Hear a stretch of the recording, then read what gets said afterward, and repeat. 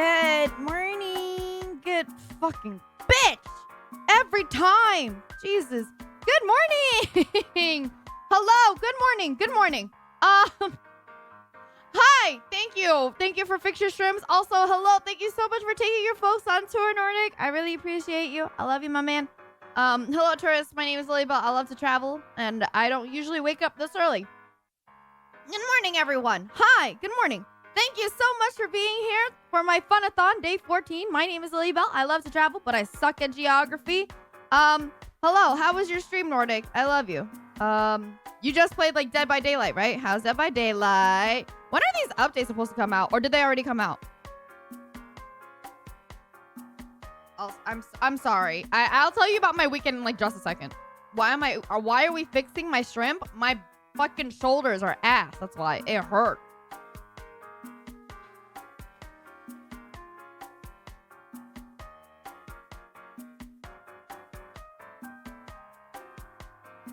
Congratulations on making it 2 weeks into the fun. Holy shit, it's only been 2 weeks? Jesus fucking Christ. Oh, God. Oh, God. But yes, thank you so much. Congratulations to you guys for 2 weeks into our Funathon. Let's go. Woo! Day 14. Okay. Anyways, yes, hello. My name is Lilybelle. I love to travel, but I suck at geography. Today is day 14 of my Funathon. As you can see, the timer is just going steady. Plenty of time left to be here with me. My weekend was great. How was everybody else's weekend? So have you lost your mind yet? Joke's on you, Mrs. Psychic. It was never here. My weekend was pretty good, except for the fact that I had to go out to the desert and my entire body is all dried up now. So if you hear me go, oh shit, like randomly in the middle of like the day today, I definitely have a bloody nose. And you know the sucky part, right? Is like when you're like, whoa, this is like so dry. And then you like go move something in your nose and like, oh, it just restarts your bloody nose sequence. Yeah. Well done. Well done. You performed a concert? How'd it go, Dev? How'd it go? Zero was good. Wish it was longer. Right on. Your medical exams came out pretty good. You aced it? You aced it? You aced your medical exams or what? You had a horrible bloody nose 4 days in a row. Oh, Jesus. What the hell is the weather going on in your little tiny bitch state? Huh? What's going on? What's Pathfinder? That's a game. Never mind. I lied. That's a game. Pathfinder. It was great. We killed it. Yeah, that's what we like to hear. Shout outs to that. Today we have more FNAF currently. Later on, we're going to have a collab with 13, one of my favorite VTubers, one of my favorite friends. And then I will be taking a break. That is something that I have to tell you guys. I'm so sorry. But I am introducing some more health tactics. And by that, I mean I ate a shit ton during the weekend. So I have to go to the gym today. Yes. Yeah. Mm-hmm. You drink a lot? Let's not talk about that. But Twitter space gym? I can't. What do you mean Twitter space gym? Some random ass person's gonna be like, damn, I love being in this New York gym. And I'm gonna be like, fuck, now everybody knows I'm in New York. Like, hello? I can't what do you mean? Like, you know what I mean? Like, it doesn't work.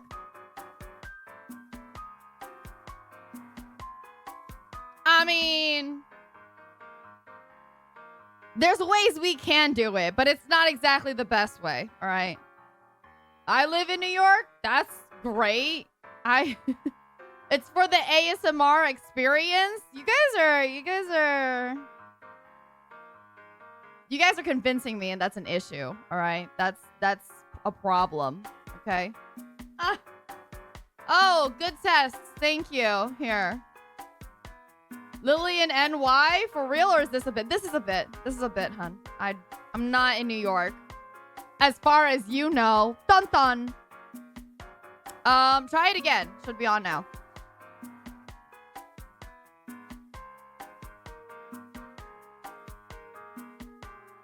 What kind of issues? Wait, what issues are we talking about?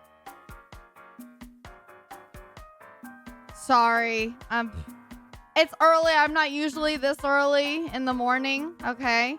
But yeah, so we'll be doing that, and then we have to do some ASMR packages and send out some packages today. We just have to, okay? There's a bunch of people waiting to get a bunch of my old junk. Classic. Thank you very much for wanting my old junk. So there. Do you want to try? Chat said chat redeem again? Here, I'll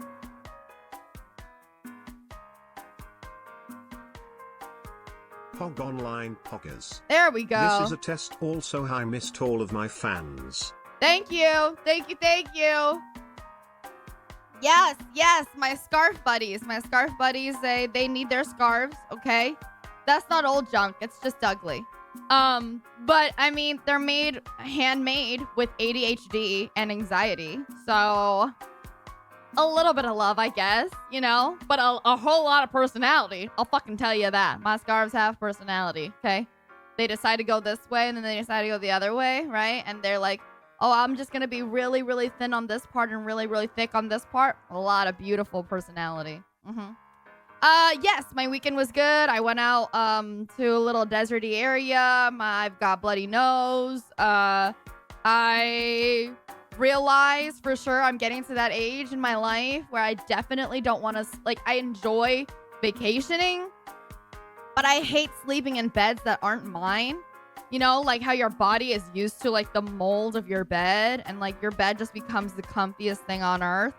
Like I even took my like special neck pillows thing, right? My pillow has like I don't know what material it's made of, but it's like neck supported really well, which is something I need after my surgery now. And even then, the bed was simply too soft. So my body just like is hurting. My neck is just hurting. I can't help that. And then I figured, yeah, that's probably also another reason I need to get back to the gym, right? Because apparently, I don't know why this would happen, but if you strengthen your body and build muscle, you have less aches. Isn't that ridiculous? Isn't that fucking weird? That's wild. Like if you take care of your body will take care of you.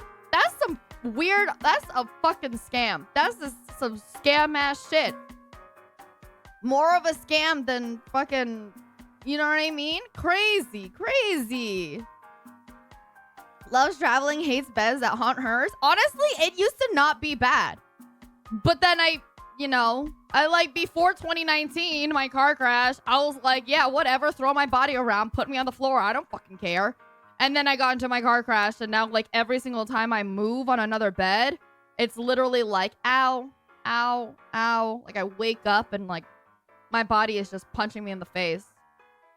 Yeah. Am I finally going to get my scarves? It's one scarf.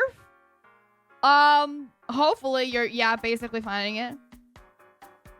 Yeah, that's so fucking weird. And that said, we're gonna try to start slowly implementing. I'm excited, okay? This is the first week we're gonna start slowly implementing some things, okay? I want myself, and probably you, if you have the ability to drink a lot more water. I am realizing now that I am not nearly drinking enough water.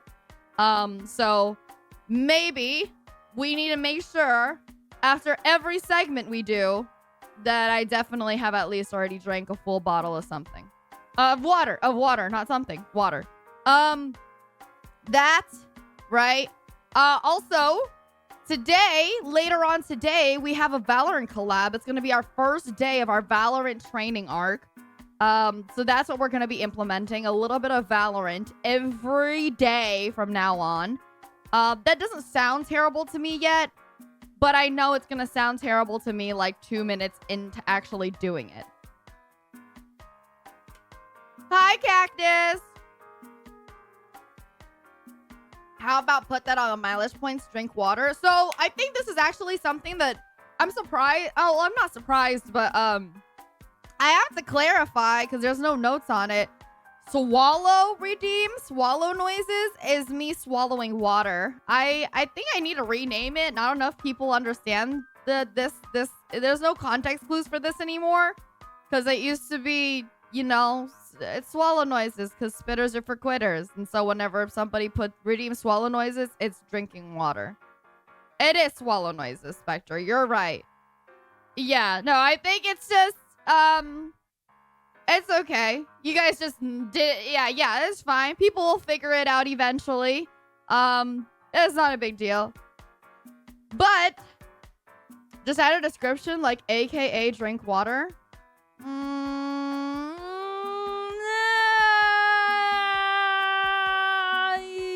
Yeah, okay. I guess I could do that. I guess I'll make it easier on my viewers to become viewers or something. It literally says in the description, I hydrate. In swallow noises, it already has a description. The description says I hydrate. Do I really genuinely need to spell some shit out like this now, huh? I hydrate, comma, I drink water, backsplash, you know, water is ingested into my lung. No, not lungs. What the fuck? Water is ingested. Yes. Damn. Okay. Remember that forever. Remember. Oh, well, thank you. Thank you, Sugar Shoe. Thank you. Hold on.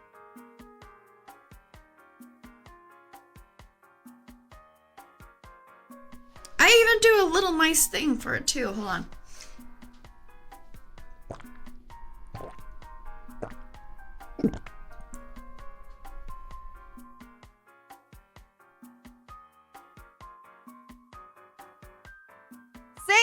See? Yeah. Okay, so now I know. My community is just full of cute little fun people who need things to be spelled out. That's fine. Sounds like me. So, bro, that was a jump scare. Lily, we're dumb. Axel, please don't say that. You're like half of my entire operation, Axel, please. All right?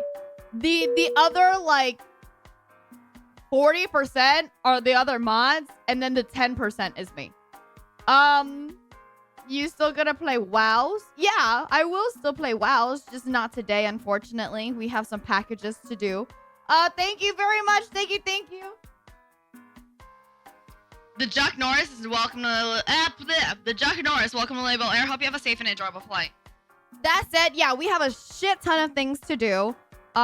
For the Funathon goals to start breaking them down out here. I want you guys to know I have been getting proofs of some of the emotes, so some of that is working on. I am on wait list for a couple of the art. That's okay. I'm not in too much of a rush for some of that because I know you guys are looking for something else. You guys would be like, if I got the SAT one, you guys would be like, do that now. Do the SAT. What else was I saying? Yeah, so obviously today is Funathon day 14. We've done it. We've gotten to 2 weeks. Woo! Tomorrow I can make the day 15. Give it up for day 15 joke, even though I've definitely been doing it every other day. We currently are at 387 hours, 35 minutes, and 34 seconds. As you can see, all the rules are on the bottom left. We've got all the minutes are both add and subtract. Bits are double on the dollar, right? So you can either add or subtract 2 minutes for every $1 for bits and donos. And every 2 hours, aka every 120 minutes that's exchanged, is another spin on the wheel. Speaking of that, where are we on that? Hold on. I ain't gonna figure this out. We're 24 out of 120 minutes until our next spin. I would love to figure out a way to actually write some shit like that down. Hold on. Can I do text? Yes.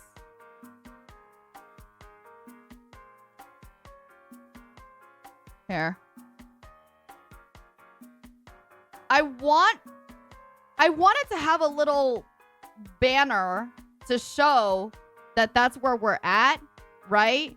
Unfortunately, I don't know. Nothing will count bits and subs and donations all together properly, which is kind of annoying, but it is the way that it is. There. Yep. Woo! Okay. That said, hi, Wraith. Am I staying out of trouble? All right, time for FNAF. We're going to continue on from our FNAF day the other day. I was like, ha ha ha ha, I'm not going to make myself do this again, but I'm not even going to lie at this point. I need to know what other shit Matt is willing to pull out of his fucking vagina, okay? So it's FNAF time.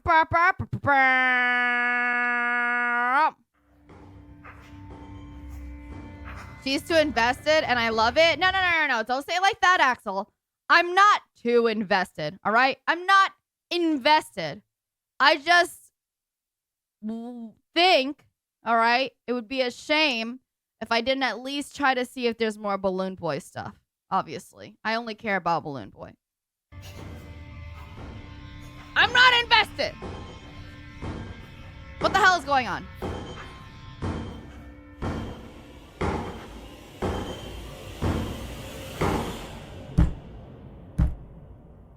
Oh, good.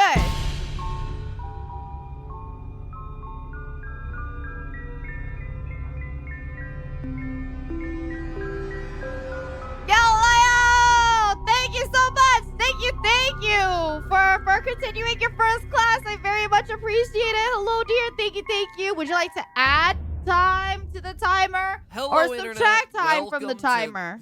Screw it, you know by now. If I seem a bit off my game today, forgive me. You'll soon learn why. Pull Why up a would chair. you- Let's.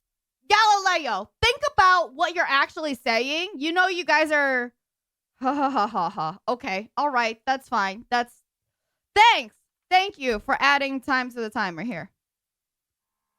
I also need to copy and paste this real quick. Sorry. Yes, we're just gonna move it like here or something. There.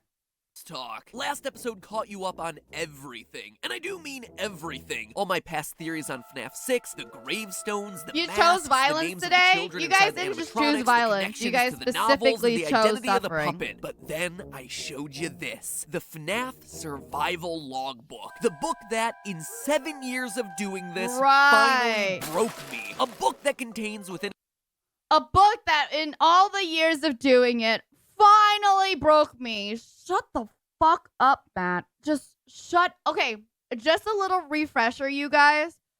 I will forever, okay, talk about Matt as if he is the most annoying person ever in my life. Okay? But don't let it be twisted. I respect the man. Okay? Man's on the hustle, makes the money, all right? Makes the dollar holla, okay? And so there's nothing else he can do but be the most dramatic son of a bitch about every single time FNAF, like every like, I feel at this point it's like every 6 months to a year, all right? He needs to just go ahead and milk that fucking FNAF dick. And I respect it. You gotta accept it, right? You gotta accept that you're just punching the cum out of that FNAF dick, okay? in its pages an elaborate series of codes that serve as the key to unlocking the identity of Golden Freddy. A freaking children's activity workbook with a dabbing chica in it is the thing to defeat me. Ugh. That dabbing chica taunts me in my nightmares. But Golden Freddy's unbreakable code is only the It's not at max, but this is max tip of if the you want to iceberg. hear it. This book is like a I don't repeated think you kick guys in the are gonna balls, end up as everything I hearing thought me I as knew about much. FNAF has And you have to remember, this is about me here. Who gives a shit about Matt? That's what I'm saying. What do you want, asshole? crumbled in front of my eyes. It's like Freddy Fazbear got a hold of the Infinity Gauntlet and snapped his fingers, and then all of my theories suddenly turned to dust. Because unlike the Perfect. novels, Sounds which great. All right, it's time for us to do something else. Let's see. Oh, you know what? I could do the ASMR fucking gift packaging right the fuck now. Alrighty, we're changing this to ASMR now. Okay. Gift packaging. there.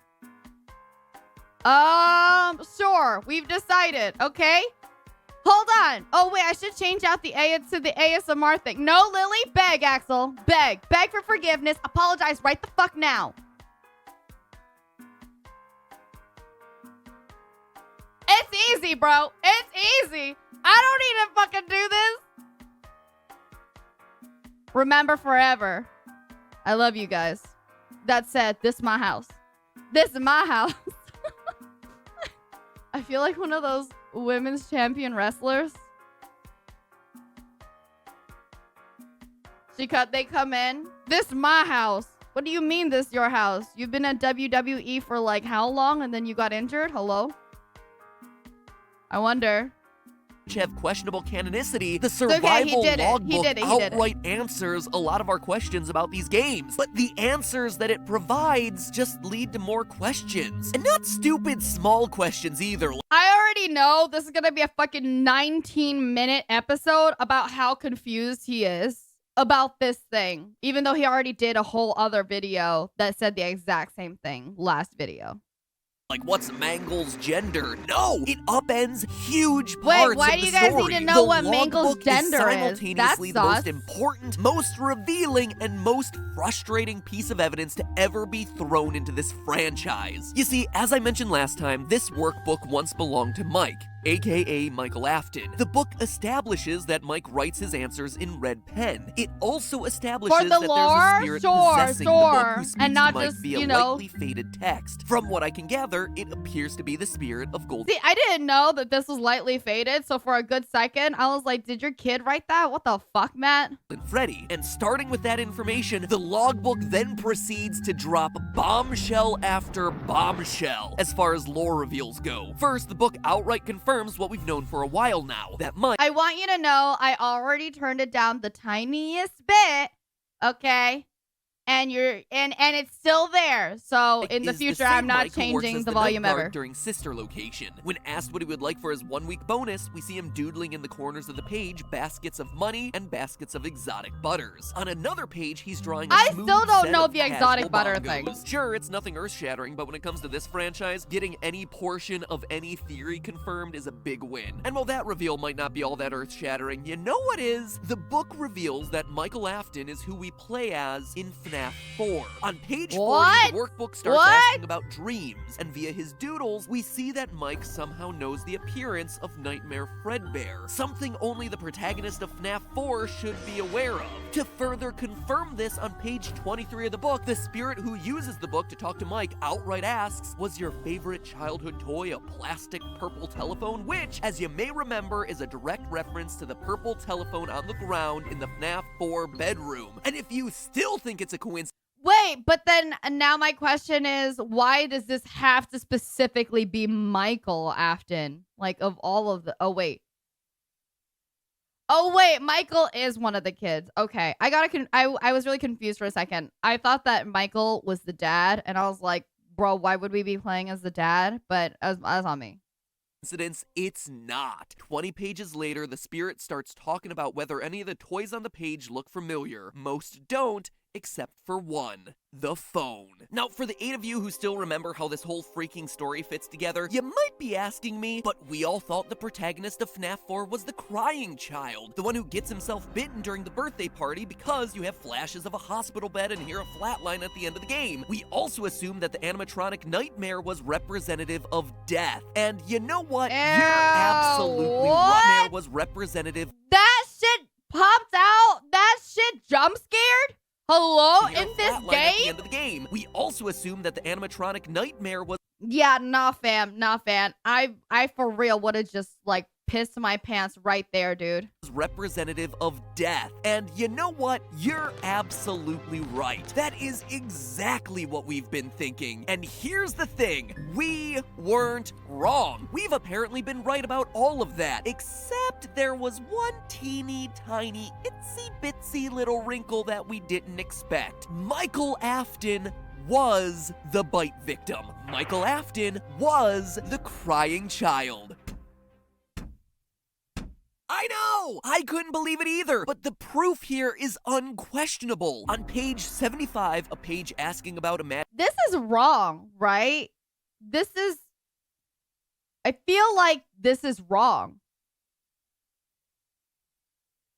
Imaginary friends and featuring the psychic friend Fredbear plush, the spirit outright asks, does he still talk to you? And perhaps the most damning piece of evidence of all, on page 103, the huge reveal, quote, the party was for you. Okay, but where does this actually say? This all ties in, right? That the crying child is supposedly the one that's in FNAF 4. But where the fuck does it say that this has to be Michael? Like, why couldn't it just be, why isn't it another one? Who do you think the older brother is then? Fucking Matt, all right? If you're so fucking smart. You know what this is called? The theory that changed everything. Damn fucking theorists. Mike Afton is confirmed to be the crying child. He's the bite victim. He's the one who, at the end of the game, apparently needed to be put back together. It seems undeniable at this point. But then that leads to the obvious next question. How could he have been bitten and died there, but then also be in sister location as an adult, gotten himself scooped, blah, blah, blah, blah, blah, until FNAF 6 when he finally burns with the rest of his family? I have been smacking my head against a wall trying to make sense of it all, and I have some theories. My favorite part is he has to smack his head against the wall to try and make sense of the wrong theory. Like, this is the main thing about theories, right? You can throw out a bunch of them, and more than likely, you're gonna have to disprove all of them. You know what I mean? None of them are actually, like, this is what theoryism is, or theorism, you know, right? Big surprise there. Dokie. It's interesting. When I did my final FNAF theory, not that one, my final. Why does this? Well, how do we know that the book belongs to Michael? When did it say the book belonged to Michael? FNAF theory. No, not that one either. Those are technically FNAF 6 theories. It says in the start, so it says this book is owned by Michael. Okay, well then in that case, I would believe it.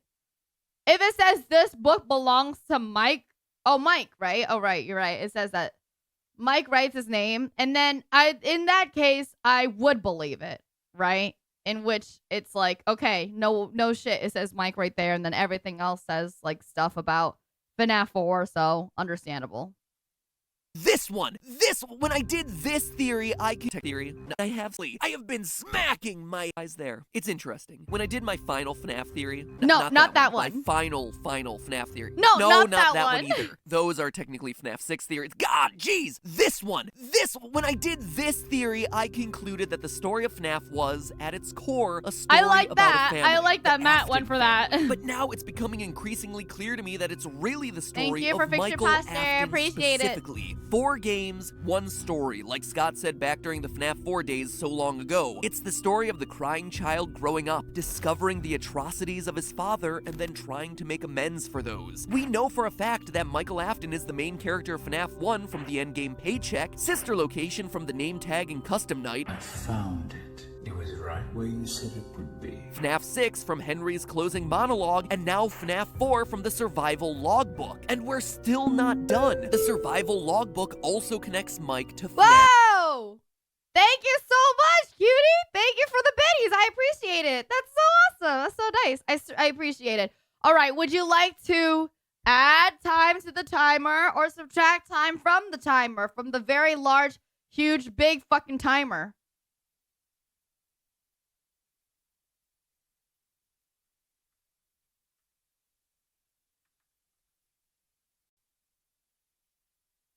Of course. Alrighty. Yeah, of course. Right, of course. Because you guys think we just will grow time on trees here. Fucking A. Thank you. I really do appreciate that. So thank you.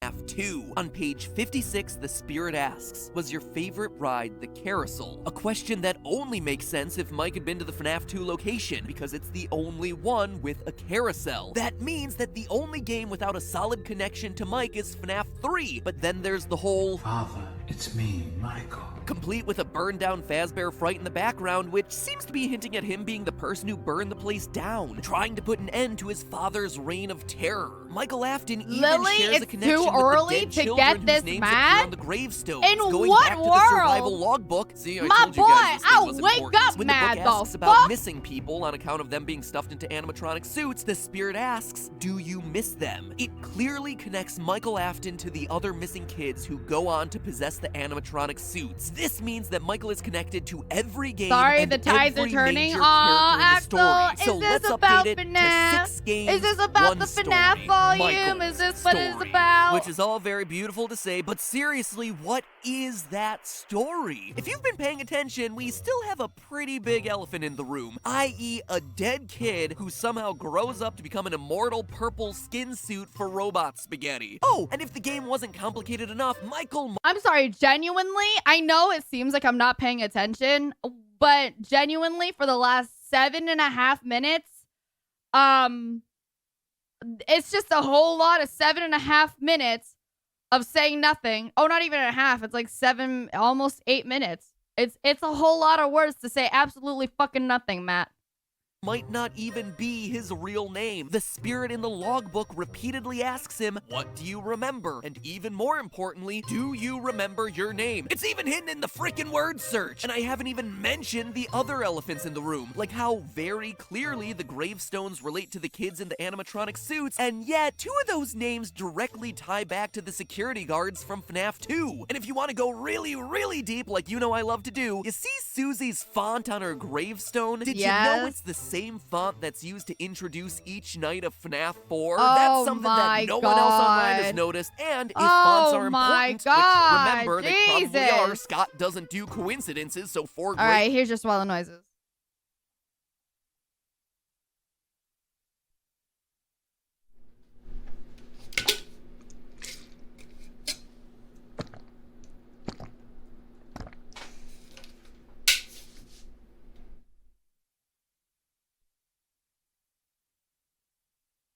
Honestly, that's the thing really about theorists, is the fact that they're so hungry to jump to conclusions, they will pull anything out of their ass.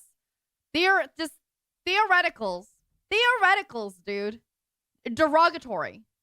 Gravestones with completely different fonts is probably important in some way. Notice how 2 of the gravestones share the same font, but it's not Jeremy and Fritz, which you would probably expect since they're the 2 who are mentioned in FNAF 2. There are so many freaking elephants in this room. It is a very crowded room. Remember what I said earlier about repeated kicks to the crotch?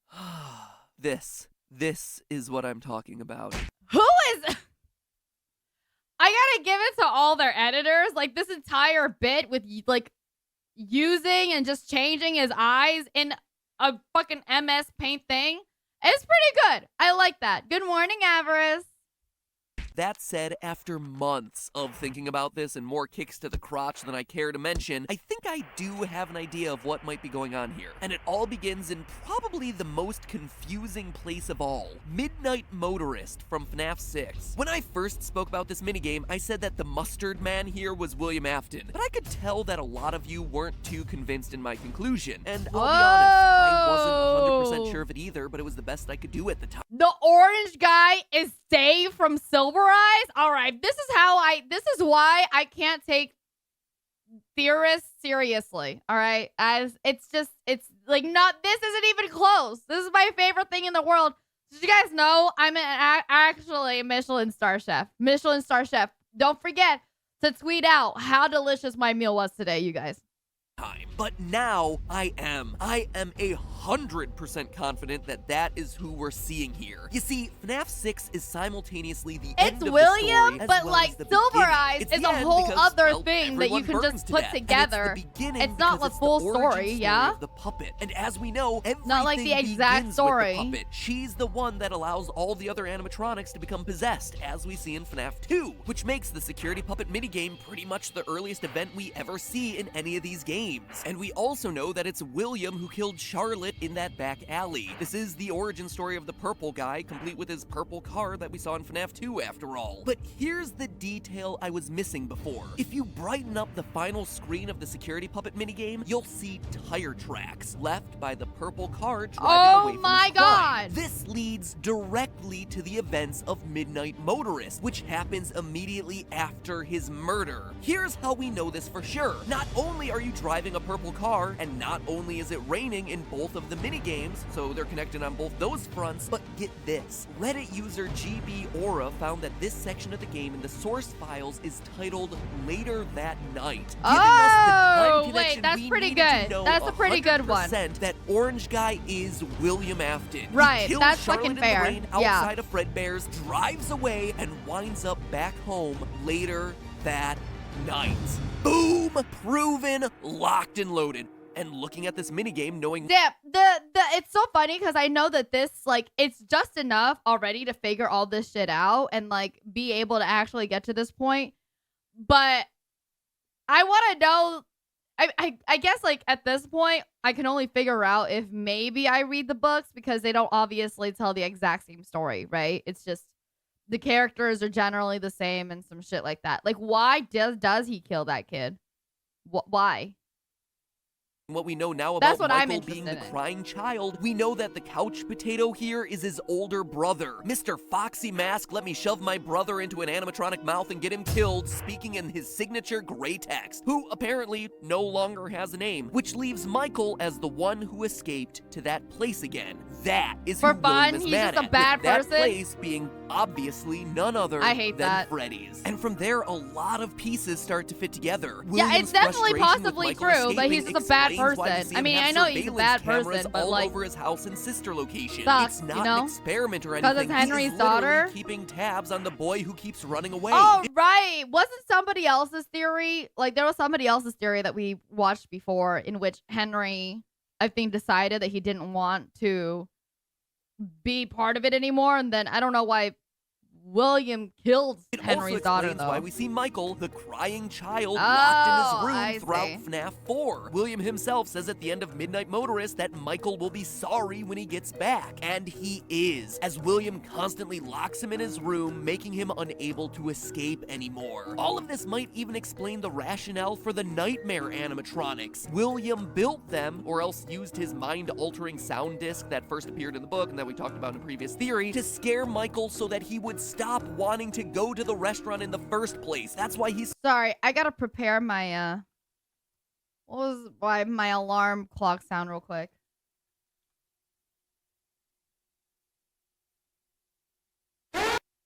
Perfect. Loop it. so Perfect. scared of the place when we see him in FNAF Yes, 4. my cop-out alarm. I'm literally in the recording closet right now recording this, and suddenly things started to fit together in a weird way. I'm just gonna throw this in here right as it happened in my mind. I'll need to look into this later, probably a future theory, but let's just bring it up now. Orange guy is William, right? But he's turned away at the front door of Junior's, which is completely random, and everyone's like, why is this in the minigame? Well, could it be because of the investigation into the missing children's incident? Remember what What Phone Guy does said that from have to do FNAF 2? with juniors? I understand the building is on lockdown, and no one is allowed in or out, especially concerning any previous employees. Afton is rejected at the front door of the building because of the lockdown. Ah, and because he's a okay, previous all employee. right. It makes the timeline a bit messy, and I'll have to go back and rework it, but something Thank you for about this lurking, feels Dad. right. Thank William you. Afton was fired from his job, goes back to Junior's, but the building is under investigation because of the missing children's incident. William, being a former employee, is turned away at the door. He's not allowed in. It's not a bar. It's nothing like that. It's Damn. Freddy Fazbear's Jr. or something. The second location. The FNAF 2 No, I location. don't- Anyway, I just wanted to throw okay, that in there because alrighty. it just occurred to me as I was writing this thing. I haven't had time to fully flesh it out or work it into the script, but I thought it was important enough to include, break the flow of things. Regardless, it gives us something else to chew on. Now back to the actual episode as I wrote it. Okay, I continue to avoid the obvious question here. Michael's death and apparent rebirth. If I'm being honest, it's because I don't really have a fully fleshed Doki out says it is? explanation for Okay. it. It's less But, like, when you say, remember here, okay? When you guys say it is, you're going to have to let me know that specifically some of the devs or Scott or something put out stuff that says it is. Oh, y'all just accept it. Oh, so some theories are just acceptable, even though it's still a theory. Perfect. Of a theory and more of a hypothesis, really. So would you be so kind as to Freddy Fazbear? All theories? Okay, all right. Just theories create hypothesis, right? But it's not like you had to. It's not like you had to say that it was a hypothesis. We could tell that all of these are hypotheses because none of them, like majority of them, aren't actually proven to be true whatsoever, Matt. Okay, just remember, you're pulling bullshit out of your fucking ass. With me. Some things never get confirmed. See, okay, if it's not a confirm, it's still a theory. Just a reminder. If it's not confirmed, it's still a theory. Here. We know it's okay, that Michael Dougie. It's just part special, of my bit here. Right? I mean, we see him Yo, what's get up, scooped, Shinobi? become a pile of rotten flesh, and yet he is still able to survive. In short, why do you hate MatPat? As not... I mentioned before, I genuinely don't hate MatPat. Really, it's not like I don't hate MatPat. I genuinely respect him and think this is all very good. I'm just, telling the truth. Theories are a theory. You know what I mean? This is what it is whenever I watch any kind of thing. Just a reminder, you guys, like, this is me, Lilybelle, okay? I overreact to fucking everything. I'm the one who sat here and watched Christian for, like, 70-something episodes, all right? Christian could fucking toot, and I'll just be like, what the fuck, Christian? Oh, my God, okay? Don't worry about it. You're not in any trouble. Matt's not in any trouble. Nobody's in any trouble. I'm just overreacting because I'm Lilybelle, the drama queen. I'm a fucking actress. All I think about is acting. Altogether human. Now, hold on to that idea for a second for me. While we're on the topic of sister location, let's look at the immortal and the yeah, restless. No, I genuinely, like I said, I genuinely have like full respect and am enjoying MatPat. I know MatPat's a great person. Like when I say Matt, stop pulling this shit out of your ass, it's not a personal attack. It's literally just like theorists will do theorist things, right?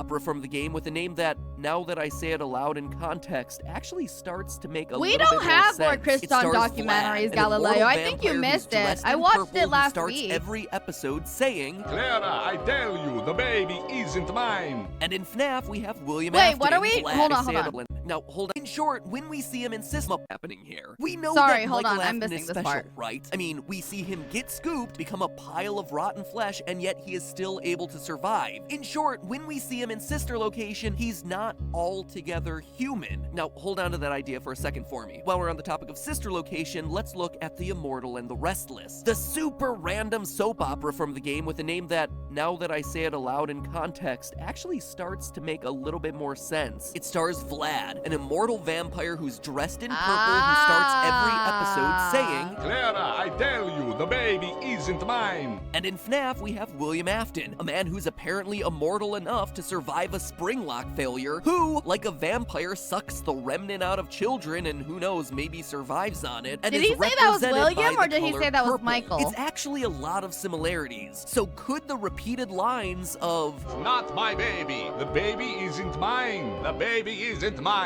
actually relate to William's relationship with Michael? What if Michael isn't actually William's son? It seems like it would be a logical leap, but we know for a fact that Michael's real name isn't Michael. Remember what the logbook said. Do you remember your name? Well, of course he does, logbook. He wrote it on the front cover, Mike, unless, of course, that's not his real name. So you got all those details.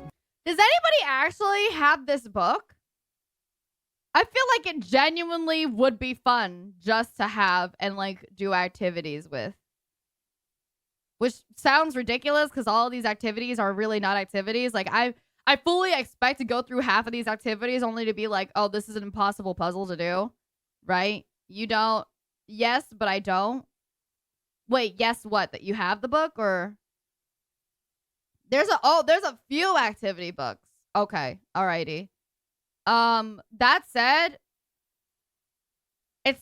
it's not impossible. I just don't feel like this theory matters very much. Unless I don't know how integral it is to say, well, you know, like Michael and William aren't actually related, especially since both of them are immortal like, right? That said, it is kind of sketchy though. Like the TV show always starts out saying, "It's not my child." Like, I don't know. I feel like that would be something that Scott keeps in mind, right? Good, because here's where all this random observation comes together. In the novels, one of the big overarching storylines is that the main character, Charlotte, had a twin who was kidnapped by Springtrap when she was younger. At the end of the second book, it's revealed that the twin wasn't actually kidnapped, it was her. Which seems to imply that Charlotte and her twin were one and the same, or were... Yo, what is this plot twist in this book? The fuck? What? That's fucking crazy. That's fucking crazy. All right, just to let you guys know, we are at number 19 out of 57 that we have prepared. But that's crazy. That's crazy as hell. At the end of the second book, it's revealed that the twin wasn't actually kidnapped, it was her. Which seems to imply that sounds that like Charlotte some Black and her Mirror twin shit, were bro. one and the same, or were somehow interchangeable. Then, in the final pages, Charlotte dies from a springlock failure, only to miraculously come back to life unscathed in the next few days as if nothing had ever happened. There are also a lot of clues sprinkled throughout the book that William Afton has the ability to create hyper-realistic humanoid robots. I even mentioned that briefly during a past FNAF theory. I haven't even gotten to how I think the main character of the book series is probably a robot, but again, those are all theories for other days. Long story short, everything Look, I read seems to point Homestuck. to The Charlotte story in the ain't books that. being an Yeah, AI. no. Maybe at one point if you she was read a person, Homestuck, but she I can see you in a died completely or was different light kidnapped at already. an early age, and Be ever honest. since her personality Hi, has been Sinra. programmed Nice to into a see you, computer sweetheart. where I'm she's doing now good. able to be Thank replicated you. over and over again into a super advanced robot How are that's you? somehow now able to grow and develop. I didn't write the books, okay? Now, obviously, the two are vastly different canons, but the games and books do relate in a lot of ways. And we know in the games from William's daughter Elizabeth that full-on personalities of individuals can get programmed into AI. Elizabeth goes on to possess the spirit of baby. So what if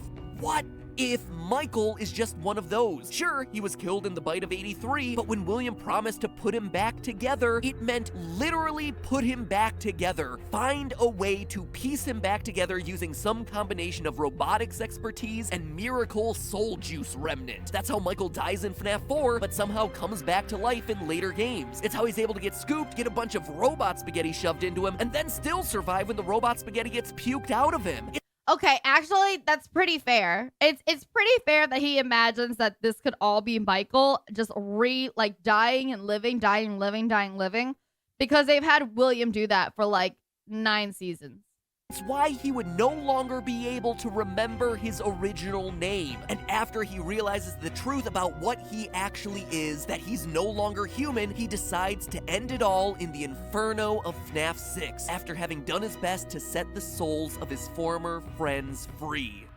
Whew, boy, that is a lot. And between all these reveals and last week's code, there is a ton for us theorists to start chewing on. But now... Last week's code? Where was he like revealing codes all over? Wait, what is this code thing that he's doing? You get an idea of why From I've the been beating activity myself up book? for months trying to put this whole thing together. It upends mostly everything that we thought we knew about the franchise. Sure, it answers some of our questions like Midnight Motorist and a bit more about FNAF 4, but it opens the door to a lot of new avenues to explore. Anyway, the final book in the FNAF trilogy, The Fourth Closet, is coming out soon. I know a bunch of it leaked online already, but I'm trying to stay blind to it so as not to spoil anything in my theories. And even more exciting, Scott is releasing Ultimate Custom Night soon, so between those two, I am certain that there'll be more clues on the way helping us to come to a final conclusion to all of this. They put you back together, then take you apart all over again. So until then, remember, it's all just a theory. A game theory! With some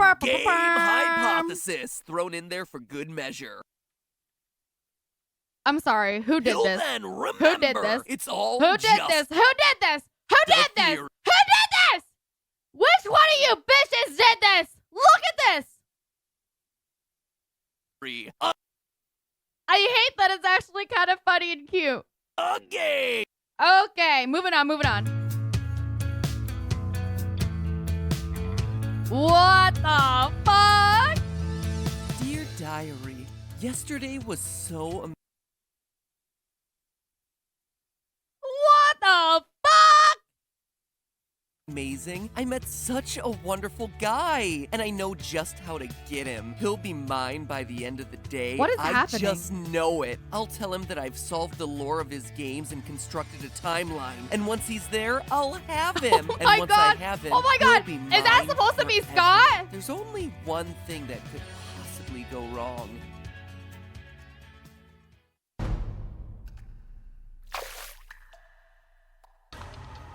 How can Mangle be walking around in FNAF 2 before all the animatronics are possessed? How can Springtrap be experimenting with Remnant when he's sealed in a wall? Answer me! I don't know. That's exactly what I worried might go wrong. No! Not the bad! Help! I'm sorry. That was the best intro that we've had. This is the best. That's the best fucking intro. That was so good, Matt. Matt, genuinely, that's fucking funny. I'm gonna steal that shit, bro. Hello, Internet. Oh my God, Welcome that's so to good. Game Theory, getting burned by hippos since 2018. Not every story has to have significance, you know? Sometimes, sometimes a story is just a story. You I love this thing. try to read into love every this thing little so thing much. and find meaning in everything anyone says. You'll just I'm sorry, but one of the Lilybelle arts has to be this fucking. I always forget. I always think like, oh, I want to make this like an art thing, this like funny like yearbook picture thing, and I just keep forgetting.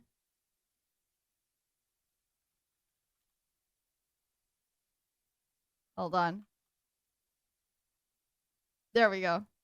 drive yourself crazy. Kinda harsh there, Scott. Speaking of stories, last FNAF theory, I was at the lowest of lows. The survival logbook threw a lot of weird curveballs into the lore that and I don't think anyone was really expecting. Reveals like Michael Afton being the bite victim were interesting, but also really difficult to explain away. And that's where things sat That's 'cause it's until not now. true, bro, With both the release right? of the final FNAF book, The Fourth Closet, and what seems to be the final FNAF game, Super FNAF Brothers Ultimate. They're all here. And now with both these releases, we're finally in a position. Sorry, that said, isn't there supposed to be a new custom night coming out?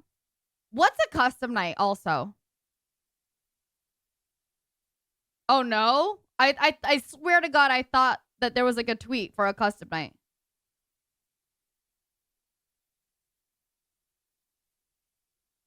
Position to see all the puzzle pieces we're working with, choose which your means own difficulty, one last I see. examination of the franchise from top to bottom, starting with custom night this week, and then next week stepping back and looking across the It's entire DLC. timeline to Oh, see so if we can wrap DLC for things up in a security neat breach is actually a blood-soaked thing. bow now that we can see all the events and key players. So step through the curtain, Funtime Foxy, because the show's about to start. It's time for me to pull a candy cadet and tell you a story. A story of anger that never dies. A story of never-ending suffering. And I'm not just talking about me trying to write these theories. Today, I tell you the story of how Ultimate Custom Night ends the FNAF franchise in the same place where it all began.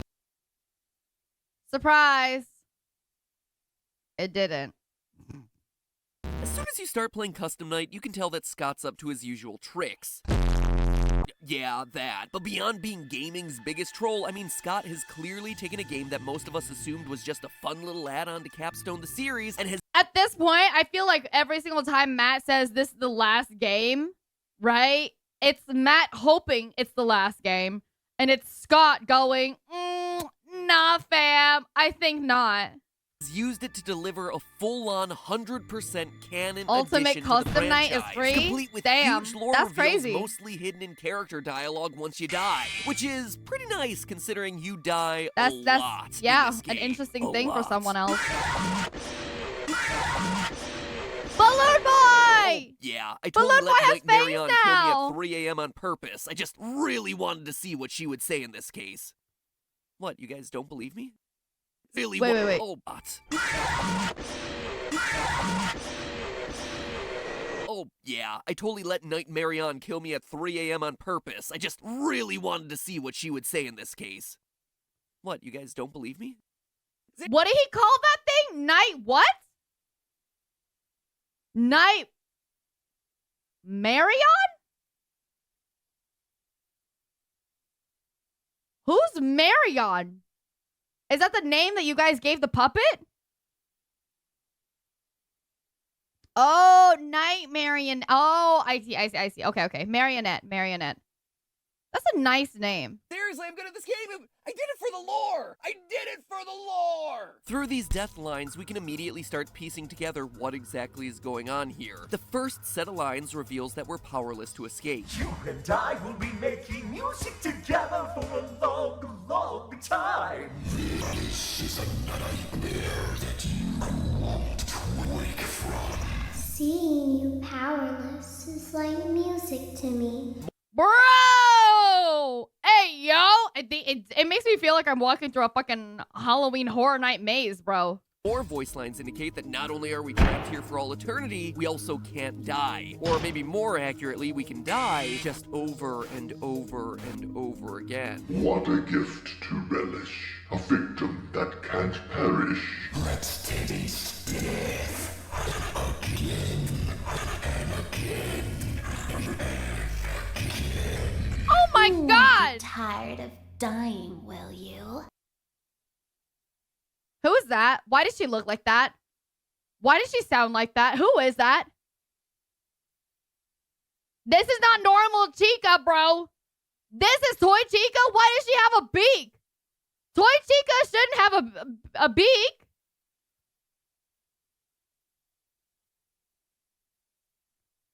Her voice is wrong. Her voice is wrong.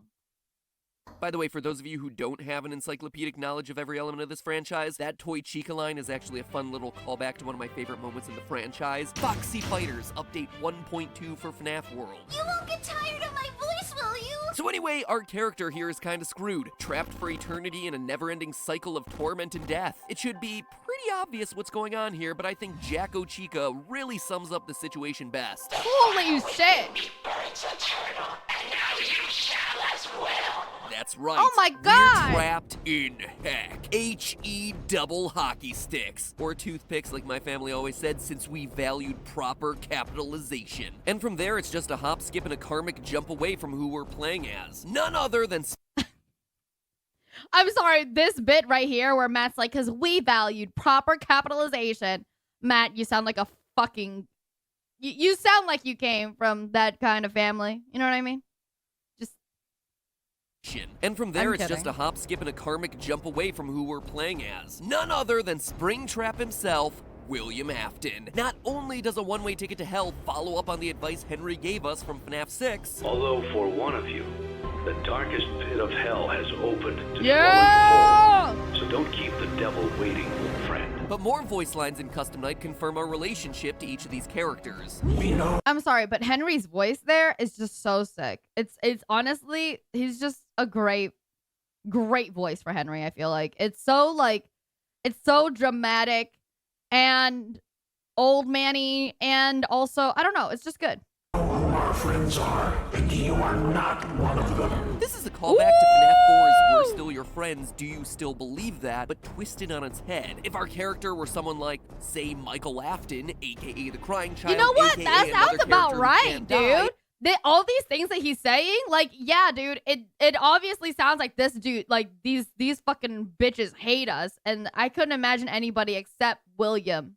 Well, then Fredbear wouldn't single us out as not his friend. He's not an enemy to Michael because Michael never did anything to hurt him. I am the fearful reflection of what you have created. William Afton killed Henry's daughter, who goes on to become the puppet. Night Marion here is the dark reflection of the puppet, thereby confirming that we're playing as William Afton. Even Ballora offers some clues but that Lily, we're playing it's as a theory? Oh, then probably it's not right. Yeah, it's probably not right. But if it was right, it makes sense. It would make sense if it was right. But, I mean, every theory is personally wrong until proven.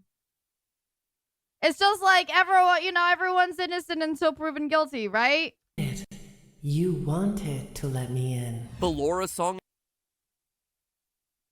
I'm sorry, Ballora, but that sounds like you trying to peg And sister location was all about William hiding behind walls in the aftermath of his child's death, which left an empty room and an empty tomb in his life. All I see is an empty room. No more joy, an empty tomb. Oh my god, He shut honestly, that everyone else gives me the out, creeps. but now that we're in William's personal hell, she's able to call him out for all his hidden feelings. William wanted to let the woman that Ballora represents in, but he just couldn't do it thanks to his grief, hence her calling him out for his real desires. You wanted to let me in. So we're a murderer trapped in a personal hell of our own creation, forced to deal with the sins of our past for all eternity. Sound familiar? It should. It was my first ever FNAF theory. No joke. What? Way back in episode 1 of the FNAF series, I predicted it was a game about someone trapped in purgatory, tormented by their crimes for all eternity. Granted, the series had only just begun and the theory tied everything back to a real-life string of murders, but it's actually really awesome to think that we've come full circle. That, from a theory standpoint at least,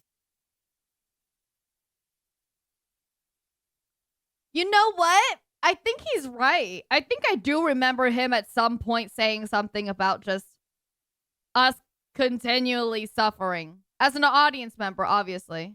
these videos have circled back around to where it all thanks, began. Sindra. It's Yeah, flipped. you're totally A allowed to do beautiful, that. Thank horrific, you for child letting me know. murdery bookend of a story. So thanks, Scott. I have no doubt that you structured your franchise Make sure that it's morally okay. franchise's final send-off that way just so I could have an I told you so moment at the very But we'll end get after MatPat years off my of getting back. thwarted by your twisting story. It's very nice of you to throw me a bone. Might as well call me Mangle. More on that next week. But of course, it wouldn't be FNAF if things were just that simple. No, it's not good enough for William to be held in a perpetual state of agony. There's something keeping us here. Looking through all the voice lines, there's one other entity that's mentioned over and over again. The one you should not have killed. I am remade, but not by you, by the one you should not have killed. Greetings from the fire, and from the one you should Woo! Excuse me, what? Damn! The one I shouldn't have killed. You mean Wait, now I'm thinking like, who made the nightmares, bro? Voldemort? Oh, sorry. Got him confused. I won't be with too you much must of a not be named. degenerate. But seriously, I don't care about the not safe for work part, but I mean, like, you know, there's some rules. Besides, just make it, you know, yeah, make it Lilybelle safe.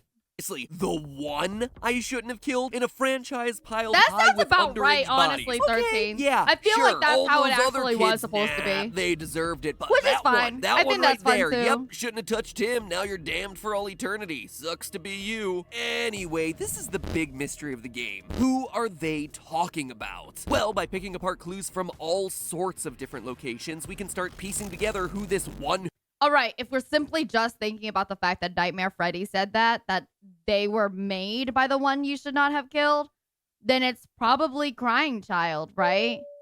That's what I'm just, that's what I'm guessing. That's what I'm guessing. Also, hold on. Frogger is now warning. Welcome to Lilybelle Air. Hope you have a safe and enjoyable flight. I thought it was Roger, like Roger. who must stay vague for lore purposes actually is. First, from the rest of the voice lines, we can identify that this character is a male. I have seen him, the one you shouldn't have killed. He's here and always watching, the one you shouldn't have killed. Notice how both of them use These are both so, like, all the voice acting in this one is so good. It's so terrifying and it's so creepy. the pronouns he and him. We also know that this guy specifically has a vendetta against us. To understand that, we have to turn our attention to the true stars of Ultimate Custom Night, the Mediocre Melodies. Yeah! Without question, this Mediocre crew of Melodies! Dutch-crawling rejects steal the spotlight in Ultimate Custom Night. Going from WTF are these guys doing here in FNAF 6 to breakout meme stars in Custom Night, Orville Elephant and the gang not only provide important life lessons, He proceeded to pour me a glass of just ice-cold lemonade. Ooh, you ever mix it with iced tea?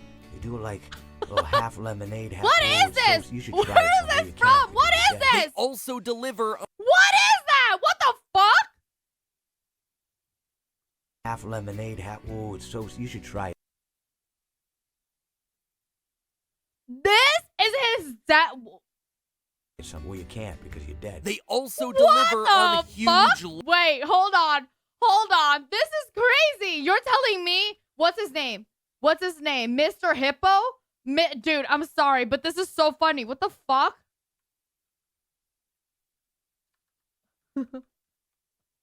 What the fuck?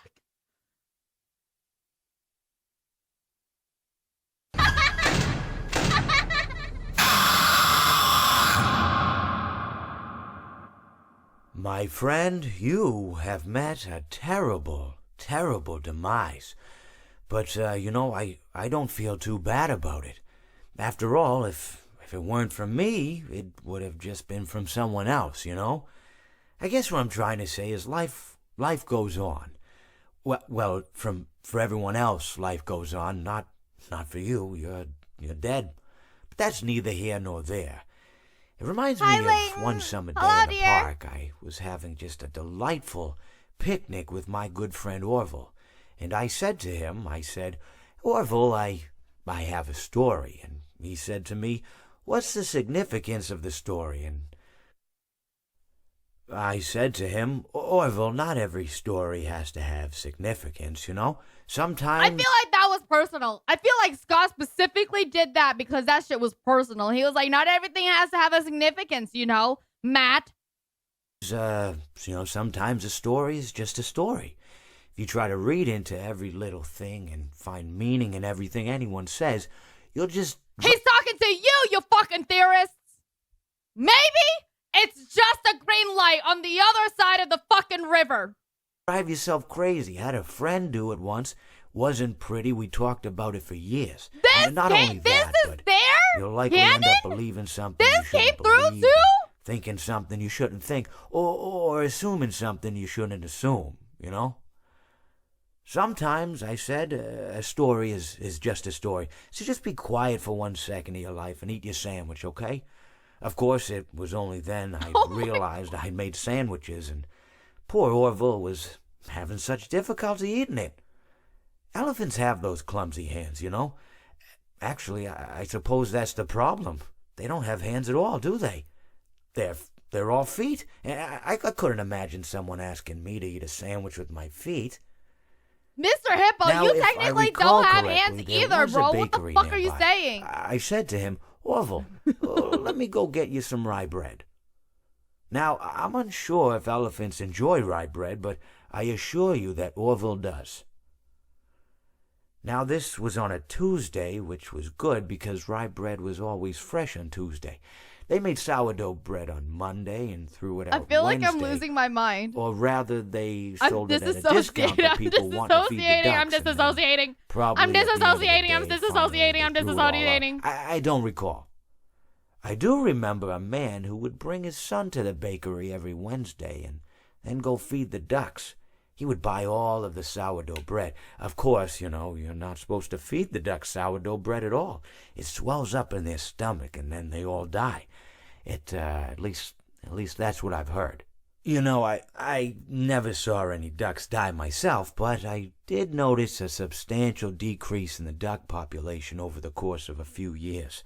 I just never thought to stop the man and tell him that he was killing the ducks by feeding them sourdough bread.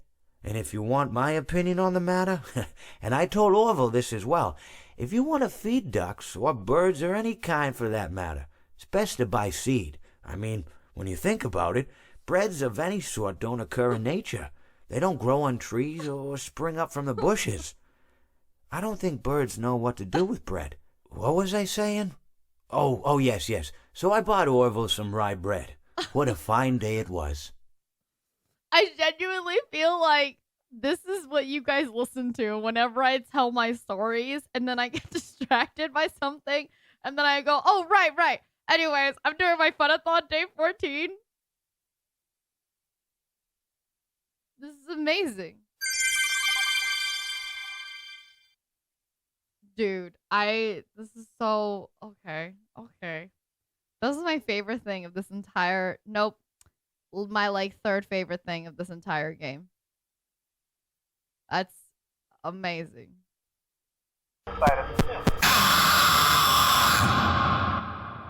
Well, it seems that your journey has ended. Very sorry about that. It was always going to end this way, of course. If it weren't No, we're not doing all three. The voice, by the way, whoever the voice actor is, can you just be my grandpa? Could you, I just want this voice to be my grandpa. Can I call this person and just ask them to tell me a story about their day? I feel like it's actually comforting. Lore reveals. That's For the most part, their amazing. lines are pretty disposable. That's amazing. But very rarely I'm you'll sorry. get a line. I'm still this is genuinely amazing. That was genuinely amazing. That is I need the opposite of a cop-out alarm. You know what I mean? This is a perfect alarm. And that was a perfect. From them that feels just a bit out of character. We've only just begun. I Go, will go, never go. let you leave. I will never let you rest. Dude, you're not even part of the story. Ninja skills. And if you listen What? closely, What? Rest.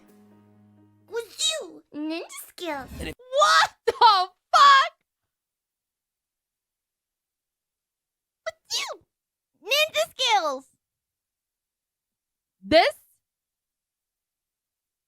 if you listen closely, you'll hear a female voice echoing back what they're saying, almost as if they're puppets under someone else's control. This is how it feels, and you get to experience it over Hi, and Sadie! over and over again, forever.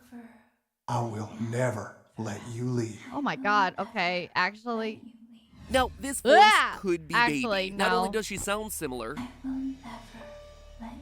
I guess you forgot about me. Oh, but yeah, it sounds may just also like her. come from the merch. The Funko action figurines of the characters from FNAF 6 all contain one piece of Scrap Baby. Collect all the figurines, shit. collect all the Okay, pieces that's to pretty form sick. the What character, the which fuck? might seem like just a random detail until Nah. you consider that they did the same thing with every character and sister location, who would then go on to form Ennard. Each one contained a piece that helped to create what would eventually form the larger whole. Just like Ennard himself, Damn. a bunch of the other animatronics all rolled into one entity. This is especially important when you consider that a key reveal from the final FNAF novel, The Fourth Closet, is that William Afton created the living sister location Funtime animatronics by extracting remnant from the melted conglomeration of all the OG animatronics and injecting the new robots with it. Thus, all the new The robots narrator were for alive Fruit and sharing Ninja? a There's a piece of the narrator same in that set game? of What the souls. fuck? Just like if the pieces of Baby/Ennard had been repurposed to form Happy Frog and her friends. That's why Baby's voice would be heard across all of them. Does that make sense? Good. Now throw it away because there's another explanation here. That Yay! this is the voice. That's so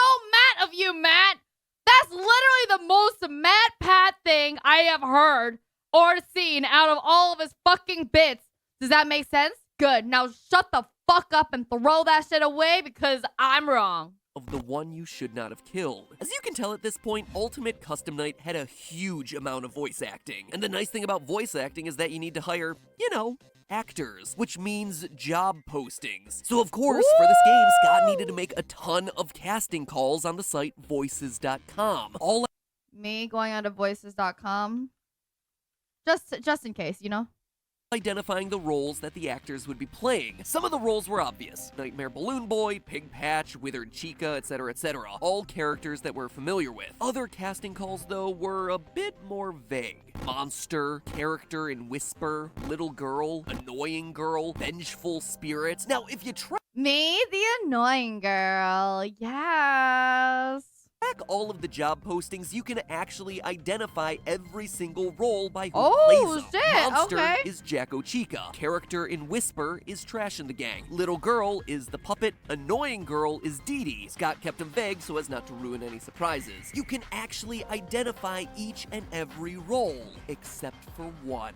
Vengeful Spirit, played by Tabitha Skanes. It's the only one that doesn't match up to any explicit character in the game. But we know for a fact it exists since Scott himself left Tabitha an excellent review. 5 stars! Well done, Tabitha. So what is the Vengeful Spirit? Well, according to the casting call, quote, "This is for the voice of a young child who speaks in a whisper from the shadows." That sounds a lot like the voice that's whispering in the background of our merry band of rejects. This child is in control and is toying with the player who's helpless to change their situation or prevent their inevitable end. Yeah, well, being trapped in HE double hockey sticks will do that to ya. The gender should not be immediately clear. It should work as either either a young boy or a young girl. And you're welcome to do readings leaning one way or another. Ding, ding, ding, ladies and gentlemen, we have our winner. A puppeteer that's manipulating things from the shadows. A spirit who's out for revenge. A spirit who just so happens to occasionally show its face during game over screens. Yes! Wait, that's real? This is real?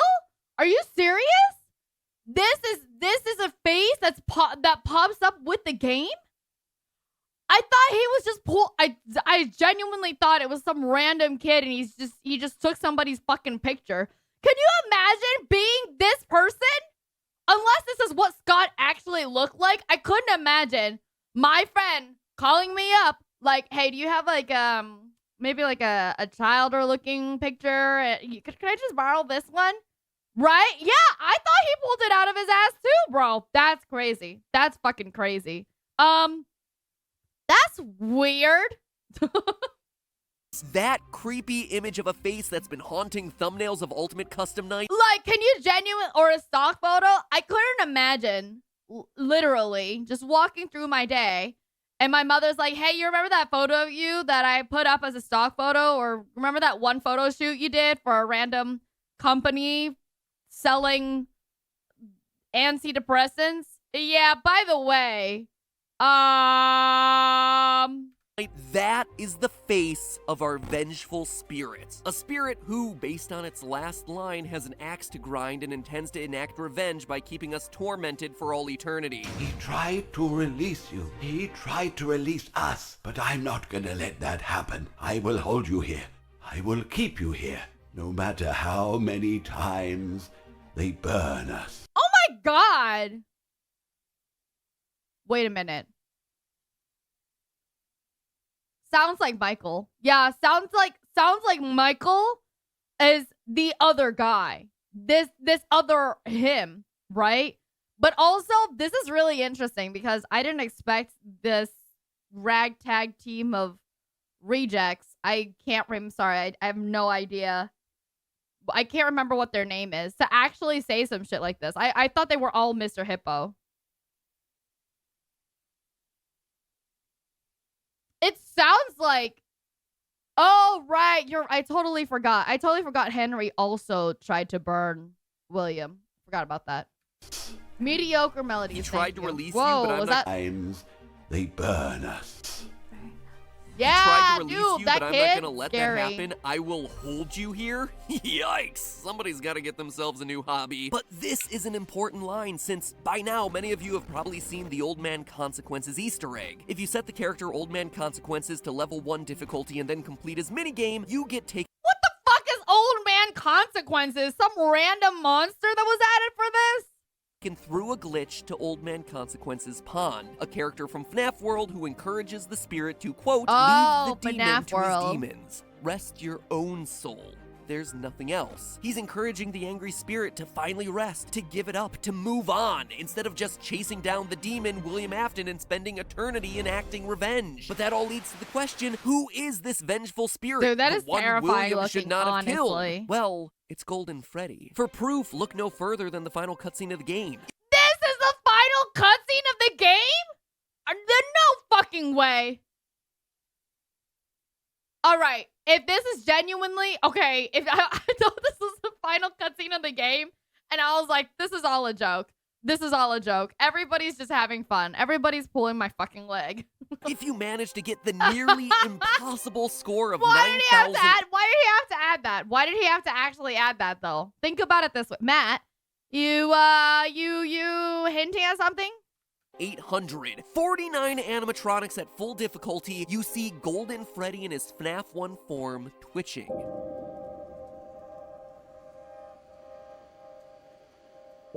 I actually feel kind of bad for Golden Freddy.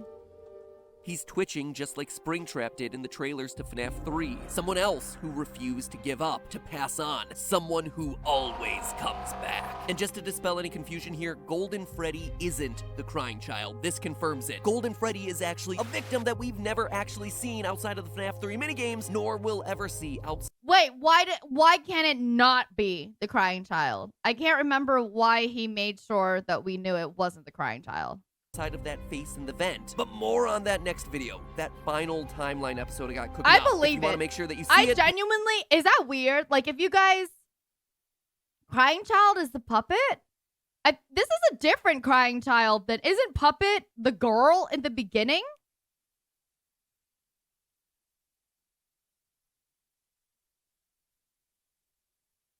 Yeah, right? And I feel like Crying Child is, okay, all right. Yeah, I thought Puppet was Henry's daughter, which is the girl that gets shot, like, by fucking drive-by, all right?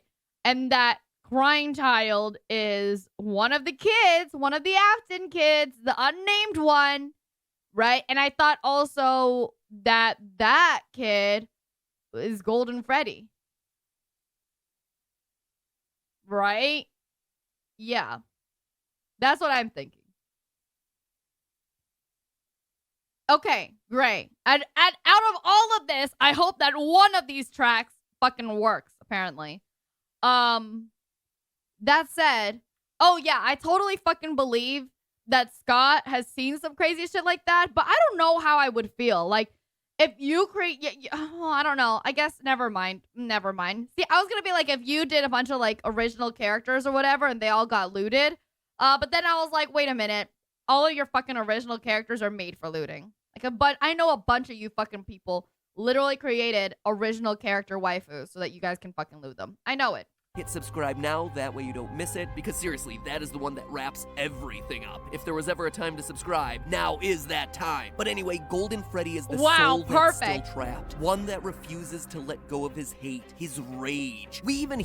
Honestly, Axel, we should do this. Like, for this, if you're gonna make a video for this, like, for these FNAF reactions or whatever, we have to do it exactly like Game Theorists. As a call out, you know what I mean?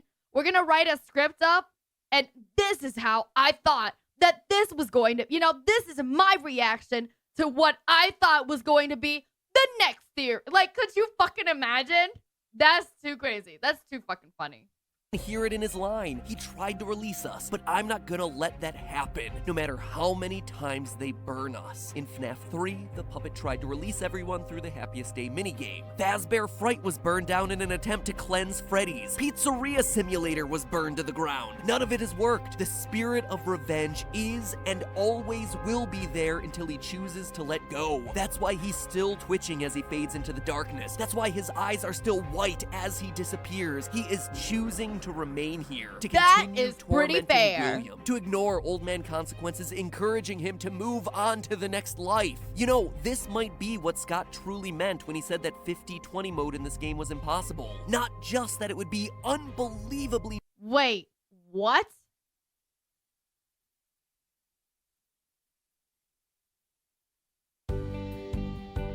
What is this? Dear this is not actually an ultimate custom night, right? This is actually an ultimate custom night? Okay, now I know. Now I know Scott's just having a good time. Now I know Scott's just... This is just fucking funny. Yes. Does everybody else have, like, high school cutscenes? Anime Freddy and Foxy? Yesterday was so amazing, and I met such a wonderful guy. But I don't think it was meant to last. For my heart belongs to another. He's so amazing and strong and so cute. I've been thinking about him all day, and I think he's really into me too. He's the only one for me. I just know. Okay, now we know exactly where MatPat came from, all right? Or, like, for the intro. It. And I know just how to get him. Look at that top hat. Yeah, I really thought... Amazing top hat. No! He'll be mine by the end of the day. No! No! This is... I just know it. I told him that I needed help with my homework, but once he's there... Where would you even get these? Where would you get these? There, I'll have him. And once I have him, he'll be mine forever. There is only one thing that could possibly go wrong. Is this Yandere? This is a Yandere, Dear isn't diary, it? Yes. By hitting score milestones? Bro, what the fuck? Yesterday was so amazing, and I met. Okay, all right. Now I know all of you guys are on crack. Now I know for sure. Scott, Matt, everybody here is on crack. Such a wonderful guy. But I don't think it was meant to last. For my heart belongs to another. He's so amazing and strong and so cute. I've been thinking about him all day. And I think he's really into me too. He's the only one for me. I just know it. And I know just how to get him. Look at that untamed fur. That amazing Who the hell is silky that? sheen. Who is He'll that? be mine by the end of the day. I just know it. I told him that someone ran over his dog in front of my house. But once he's there, I'll entice him with warm cookies, lure him inside. I mean, invite him inside. No, I And saw then the I'll backpack. have him. I saw the backpack. And once I have him, With the he'll hat. be mine No, I saw the forever. backpack with the hat. There is only one thing. I just that have could no idea possibly what the go fuck, wrong. who the fuck this is.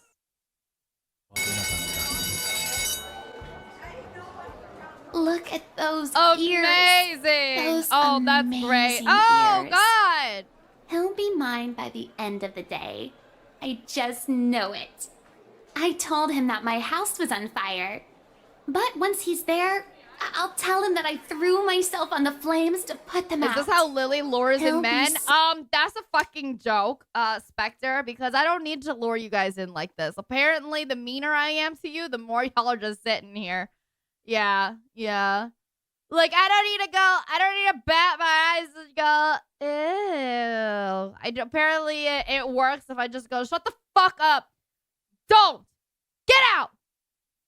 And then you guys are like, ah ha ha ha. Anyways. So impressed that he'll fall for me immediately. And once I have him, he'll be mine forever. There is only one thing that could possibly go wrong. It's okay. It's okay, you guys. I love my widow masochists. I love you guys. You know? Y'all are my bread and butter. Look at those eyes. What is that voice? Possibly go wrong.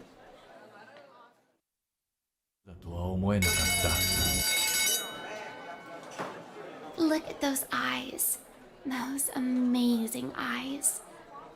He'll be mine by the end of the day. I just know it. I told him that I've taken several live hostages at my house. But once he's there, I'll tell him that I let them go because it's okay, I love Axel. him. We'll just finish watching He'll this one and then we'll fall go for me back. immediately. And once I have him, he'll be mine forever. There is only Foxy confirmed to be him? one thing that could possibly go wrong. Look at those strings. Those long, beautiful strings. What? Even He'll be poppin'? mine by the end of the day. I just know it. I told him to come over later. That should be enough. And if he doesn't show up, I'll just go to his house. And if he doesn't open the door, I'll just find a window. Chimney's always an option. Or I could set the house on fire and wait for him to run out. Then he could run into my arms. There is only one thing that could possibly go wrong.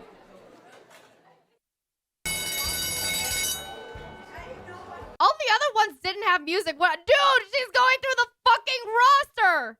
That's it? Hold on. Let's see her backpack at the end. Dude, her backpack is so fucking hefty at the end. All right. That's pretty interesting. I did not realize that was an actual scene here. I really did not fucking know that it was a whole thing. That said, everybody in the FNAF, fans, okay?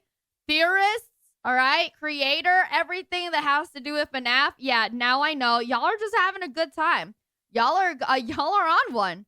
Half of y'all are drunk for sure. I include the theorists and Scott in with this one. Yeah, the fans are having a good time, but the theorists have to be drunk to continue doing all this. And Scott's just, I don't know, man. Whatever he's on, give me some of that. Difficult to overcome, which, let's face it, it is, but that there's no victory here. That no matter how good of a player you are, there is no winning this game because there is no escape. That even if you play it perfectly, William is trapped, and there is no happy ending for Golden Freddy. In fact, you playing the game is continuing Golden Freddy's cycle of revenge. Okay, well that sounds kind of sad, all right? Be for Golden Freddy. Absolutely, rest your soul. There is nothing else, but it's also probably directed at us. I mean, we play and play and play this game for hours upon hours upon hours, achieving higher and higher and higher stats in a game that's incredibly difficult, and what do we get from it? A cutscene that's kind of underwhelming, actually. Perhaps Old Man Consequence's message was for Golden Freddy, sure, but also for us. Rest. That makes me feel like that one ending in Stanley Parable, right? Where the lady narrator takes over and she's like, can't you understand? The more you play, the more you're just stuck in this cycle. Like, just end it. Stop. Don't walk away. Don't play this. Your own soul. There is nothing else. There is no deeper ending here. There is no satisfaction. This is it. And by choosing to play, we keep William's cycle of torment alive. We are literally Golden Freddy forcing William through this over and over and over again. You know what? Maybe I shouldn't say that. Hold on. I was gonna say, if I had the chance to go see somebody who's a fucking child murderer, all right, I too would keep them there in purgatory forever. Refusing to move on, refusing to accept that there is nothing else. It's perhaps the most satisfying, unsatisfying conclusion in all of gaming. Or and at as far least, as your you know, gameplay for a affecting while. character decisions, well, it doesn't get any more seamless than that. In the end, the truth is as plain as day. You are Golden Freddy. Next week, the great. Damn. Okay. Actually, that was a good spin. Understandable. You hear that? I'm Golden Freddy, bitch. And conclusion as I break down literally everything else in this That's game pretty good. and all the other games and the books as we try to piece together one mega final timeline. I told Steph. Boo! Boo! Stop saying final. Stop. I mean, I get it. You get the money for it, but stop saying it. God damn it. What the fuck? Dude, I had to check. I literally had to check to fucking make sure. What the fuck? That's weird. Anyways, if the player's Golden Freddy, when did we get killed? The minute we started the game. I'm checking. It's game theory. FNAF, the final timeline. It is. Hi, I'm Masahiro Sakurai. Today, I'd like to introduce you to the new Super Smash Bros. Game Oh, for the it's Nintendo a Switch. Many bit. fighters have appeared in the series. It's I'm a sure bit you're all as eager to find out who'll hell. be joining the roster Smash this time. bit. Please, take a look.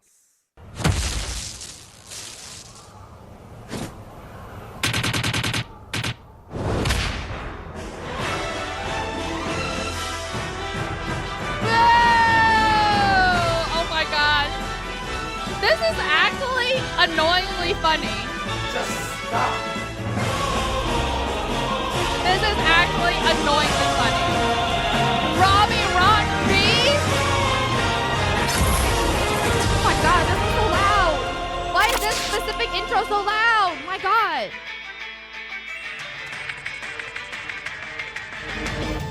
Okay, before we get into it, I'm sorry, I need to use the bathroom. Be right back. Go pee. Go stand up. Go stretch. Drink water or something.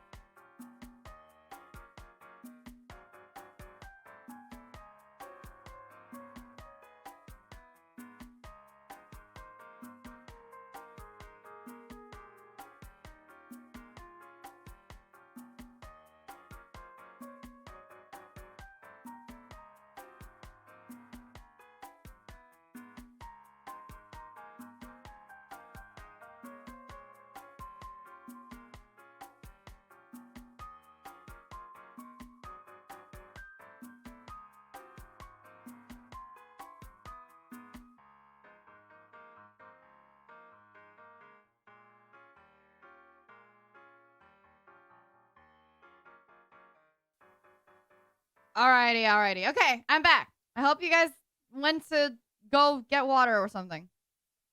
I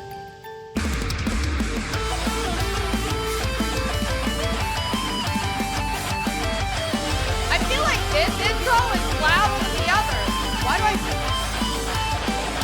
Hello, What kind of Internet. pasta? Welcome to Game Theory, the William Afton of YouTube. I always come back. So here's something crazy. You know how every FNAF game tends to have 5 main nights, a bonus 6th night that gets you more lore hints, and then a challenge mode 7th night where you customize all the animatronics? Oh, Well, really? Look at the games. We have 5 main games bearing the 5 Nights title, a bonus 6th game that was mostly for lore, and now a 7th standalone release where you customize the animatronics. The Oh, game that's releases actually kind of directly mirror the interesting, yeah. gameplay. Either Scott is a mad genius or I'm thinking about things way too hard. Yeah, you've definitely never ever thought into things way too hard before, buddy. Try to read into every little thing and find meaning in everything anyone says, you'll just drive yourself crazy. Yeah, I heard you Mr. last time, Hippo. Mr. Hippo. But guess what?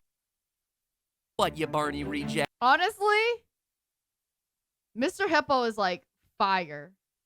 Mr. Hippo is fire as hell. Full respect, Mr. Hippo.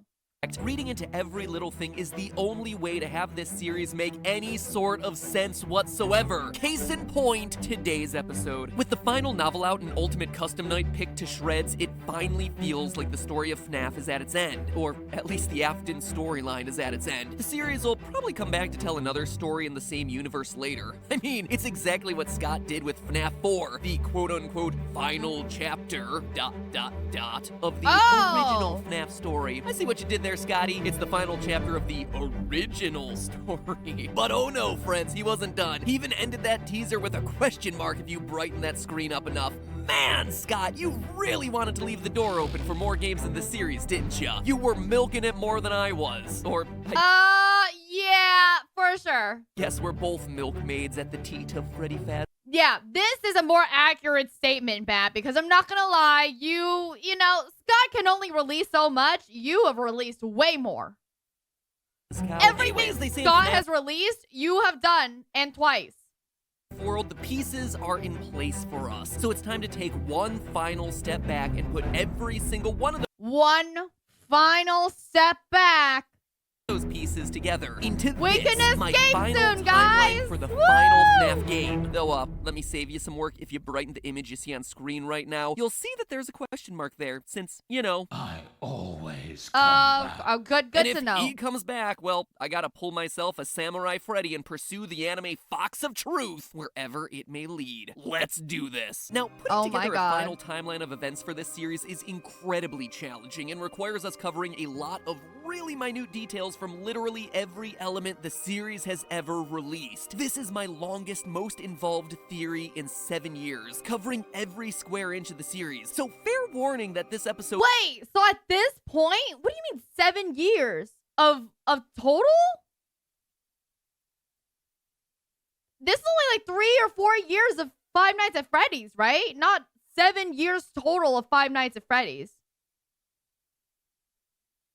Oh, 7 years of game theory. Okay.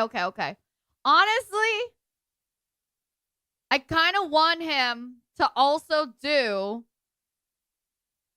This is a good, like, these final timelines and final theories are really good. I feel like to just not really be final, just be a good base of where we're starting from based off of what MatPat has already covered. You know what I mean?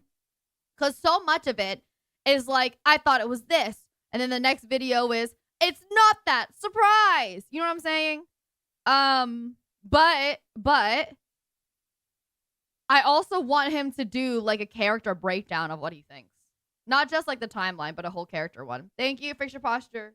It is not for the faint of heart. It is extreme. A way for me to simultaneously flex my knowledge of the minutiae of this series, all while trying to come up with a satisfactory answer to pretty much every question it has ever thrown our way. And of course, there are some questions that don't have clean answers, which I'll be calling out for you as I go. So for those of you who want to take the challenge and attempt a timeline on your own, let me first explain my thought process. As I was writing this episode, there are 3 hard and fast rules that I applied. First, it's important to note that I put greater emphasis on information that was details released more recently in the series. While, yes, everything in the series is important, by FNAF 4 and even more so Sister Location, we can assume that Scott had a complete picture of the story in his mind. Or at least it's a complete easy to forget that FNAF like 1 was going to be picture Scott's of what the final story game after is years now of trying to in be a his game designer mind. and hitting dead ends. Do you really think that he imagined a lore so deep that it would cover 8 games, 5 books, and countless teasers? That he predicted his story would be so massively popular that it would involve undead purple people way back when we were all just making memes about Foxy Swiggity Swooty coming for that booty? Probably What not. the So it's safe fuck? to assume that the newest information I we're hate getting that. in games is the most accurate in pointing to the final story he's looking to tell. So that's rule number 1. Rule number 2, adhering to key dates and events. Now, there isn't much that's certain in this story, which means that the things we do know must serve as fixed points that the other details fit around. We know for a fact from FNAF 1 phone calls that the animatronics are allowed to walk around freely until the bite of 87. We know from FNAF 3 calls that the golden springlock suits are eventually retired to a back room after a tragedy at a sister location, the FNAF 4 bite, which itself takes place in 1983. FNAF 3 also tells us that at some point William Afton tries to dismantle the robots, whose spirits rebel, causing him to become Springtrap, eventually getting himself sealed up behind a wall until the workers at Fazbear Fright discover his body and set him loose again. Details like those have to be our guideposts if we're having any hopes of getting anywhere in the story. And lastly, rule number 3,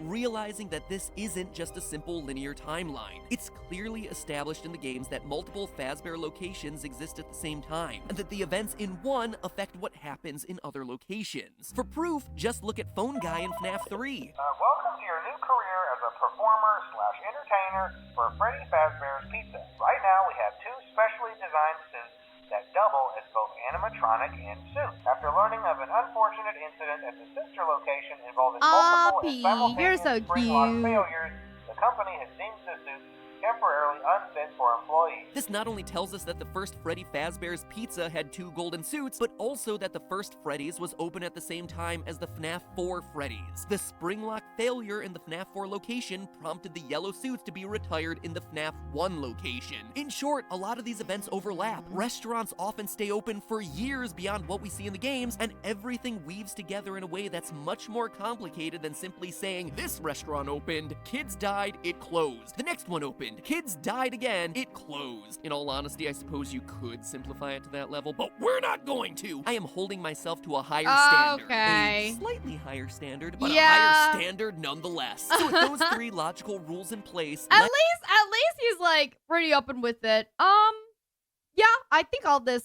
I understand these rules pretty well.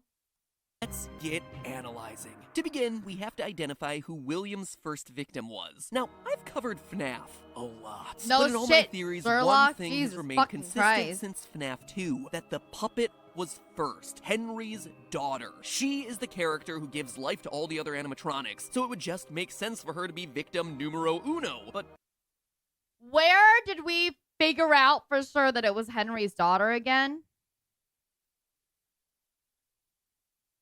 Like, I know we know it's Henry's daughter, but where was that again? Henry said, oh, yeah, during like what, Pizzeria Sim? Can anybody remind me what Henry said real quick? I totally know this is Henry's daughter, blah, blah, blah. I just want to be reminded where and what did Henry say? Like, was Henry like, you fucking killed my daughter? You know what I mean? Oh, in Pizza Sim?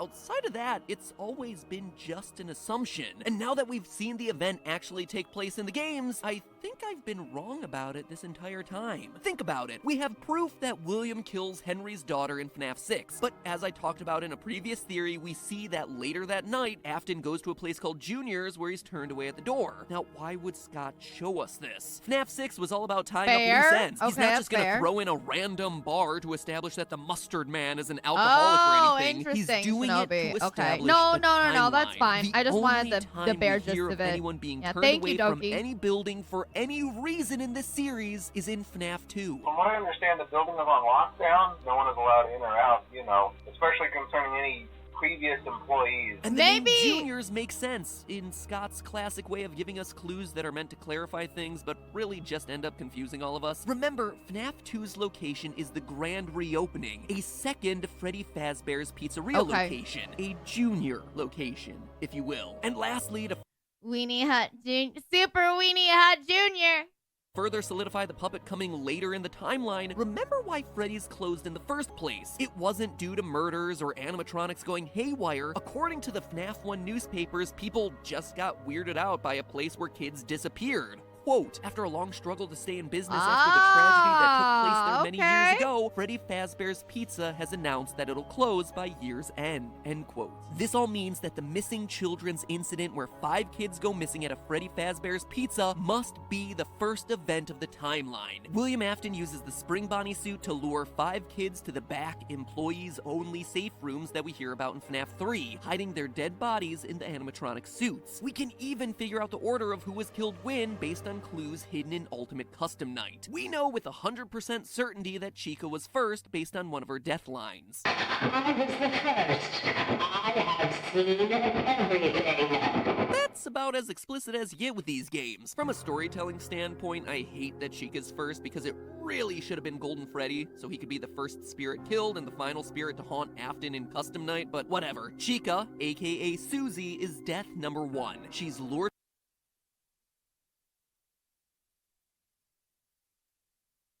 Sorry, I'm just like trying to put my mind through it, right?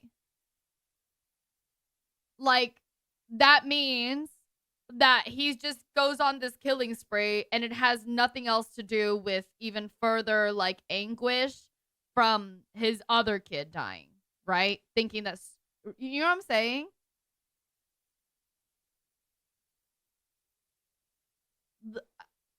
Cuz I felt like it was, okay, Henry's daughter, and then, you know, like, his kid got scared and then died, and then he went on this giant anguish, and he started killing other kids also, right?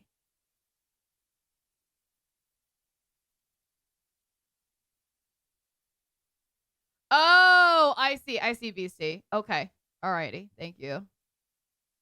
away by Afton telling her that her dog died. We see it in FNAF 6's Fruity Maze. We also read about it in the 4th closet. Quote, beside them was a little girl with blonde curls. I heard Daddy say he was hit by a car, but I knew it wasn't true. Bonnie told me it wasn't true. He said he found my puppy. And did he take you to your puppy? He took me, but I... Beside them was the little girl with blonde curls. Okay.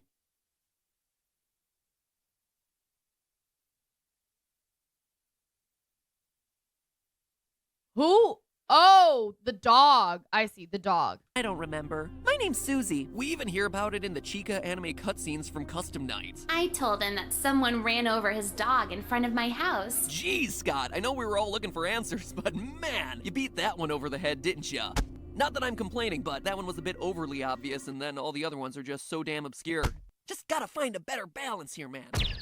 From there, we know that dude, I love that he's very aware. Like, if I was Scott, I would also be sending some shit over. All right, so it's unclear. I just have to assume that it's not just Crying Child went first or Susie went first. It's just unclear.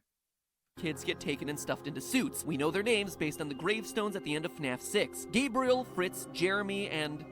Grass. Hey, who are we to judge what other people name their kids? Probably some celebrity's kid. Oh, you must meet my children. This is Apple, audio science, and Grass. All joking aside, though, loyal theorists will remember this last grave was giving me a lot of trouble during a past theory. You see, this book, the FNAF Survival Logbook, holds a ton of reveals about the franchise, but they're all hidden in code. Some I was able to deduce, some left me stumped. But a few hours after releasing my video covering the book, the mystery was solved by the brilliant deduction of game theorist subreddit user DPowerful1. DPowerful1 used the numbers that I had found, 52, 39, 15, 7, 2, 10, 11, 8, and 11, and put them not into an alphabet grid for ciphers like I'd been doing and like the book was clearly hinting towards, but instead put them into the word search, of all places, using the numbers as coordinates in the... Yeah, actually, if you think about it though, buddy, okay, wouldn't it be too obvious? You were complaining about Chica being too obvious.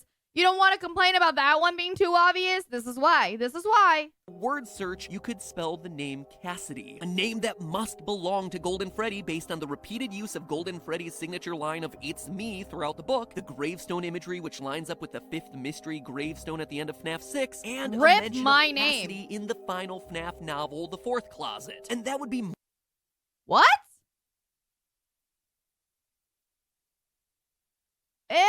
Interesting. Oh shit, there's like a whole thing here. Susie, Cassidy, and then Fritz. Fritz is here too. That's fucking crazy. More than enough proof, but it's not all. In the novel, Cassidy is described as a girl with black hair. And what do we see in the logbook? The puppet giving cake to a little girl with black hair. The only human child in the logbook, no less. And it's happening on a page talking about your happiest day. A direct reference to the happiest day minigame from FNAF 3, where the puppet gives cake to Golden Freddy in an effort to release its soul. You can even hear a girlish laugh. Wait, I'm sorry. The whole book came out with a list of other kids' names, right? And then the name Cassidy comes up as part of the list, okay? And you guys didn't want to think about that? Instead, you guys were going for number puzzling? My dude? Hello? Wait, so is this real? This is Cassidy? This little girl with long black hair that... Oh, it came out after. Okay. That makes more sense. Not to like be that person or anything, but this little girl looks Asian, okay? To me, right? To me. Represent? Hell yeah, the diversity within all of these, represent. Let's go, girl. Let's go. Child in the logbook, no less. And it's happening on a page talking about your happiest Scott, you know what? Scott, really the diversity king out here. Let's go. day. A direct reference to the happiest day minigame from FNAF 3, where the puppet gives cake to Golden Freddy in an effort to release its soul. You can even hear a girlish laugh every time Golden Freddy is summoned way back in FNAF 1. Literally. Wait. So if all of this, then what the hell is going on with Crying Child? What? Is Crying Child, like the whole story about Crying Child doesn't have anything to do with the rest of them? What? Oh, wait for later? Okay, I'll pause. Everything about this reveal lines up. Everything, of course, except for the pronoun of he being used to talk about the one you should not have killed throughout Custom Night. Still could be somebody else, but sure. Which, as we established last episode, is referring to Golden Freddy. But consider this, Golden Freddy is a male character. He's Freddy Fazbear, he's Fredbear, regardless of the spirit that possesses it. So the gender confusion works here. Scott even used that to his advantage in the casting call, where he was specifically looking for auditions where, quote, the gender should not be immediately clear. It should work as either a young boy or a young girl. FNAF. Well, usually young boys and young girls sound pretty alike. Teaching kids that gender is fluid, but only if you spend 4 years picking apart its obscure lore. Yeah, by the way, FNAF is 4 years old this August. It's crazy, right? Wow, I've been doing this for a long time. That was 4 years ago. About Golden Freddy is proving that he gets possessed here, at the first Freddy Fazbear Pizza location rather than in FNAF 4 like most of us have assumed in the past. You see, in Ultimate Custom Night, you get an item called a death coin that can eliminate one animatronic from the game. But if you use it on Golden Freddy, you don't eliminate him from the game, you just get jump scared by Fredbear, and then hear some strange sounds. Interesting.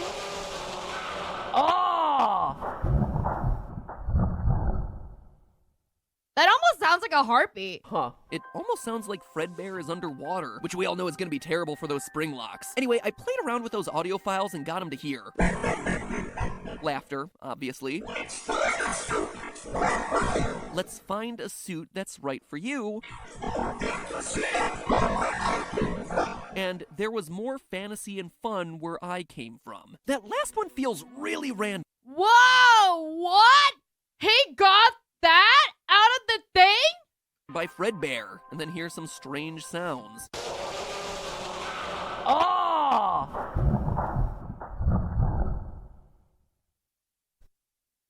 Huh. It almost sounds like Fred.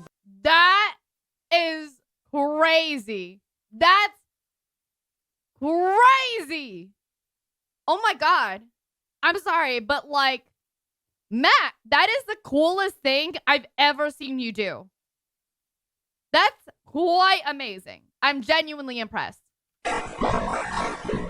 And there was more fantasy and fun where I imagine if he just, dude, that last one feels really random, right? Like, "Arrgh, I'm an angry spirit who just That's fair. That's fair. That's funny. killed you, but let me tell you about my love of fantasy, fairies, and long walks on the beach first. I'm very in touch with my emotions." However, the phrase fantasy and fun is a direct reference to the first game in the franchise, where Phone Guy welcomes you to Freddy Fazbear's Pizza, a magical place for kids and grown-ups alike, where fantasy and fun come It's Scott telling us that okay, that's Golden Freddy pretty is the sick. same spirit who speaks to the crying child via the Fredbear plush at the end of FNAF 4, but who dates all the way back. Dude, I bet all the devs getting together to talk through all of this, right? And like picking out the smallest details from each of these games. Like, I can only imagine there's got to be like the most expert of experts of each game so that they can pick out small details and sprinkle them into the next one. Is there really only Scott? Are you serious? It's really only Scott? Back to the first pizzeria and the missing children's incident. Phew, you got. How is that even possible? Like, this guy literally had to be going through. He probably had to do this like 10 years ahead. All his games. What? Because I genuinely can't believe Hope that you had all a good these. weekend, by the way. Plus 1 hour smile.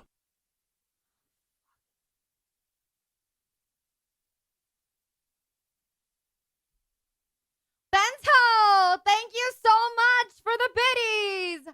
I really appreciate it. Thank you, Bento. Thanks. Yeah, that's crazy. That's wild. Wow. That thank you.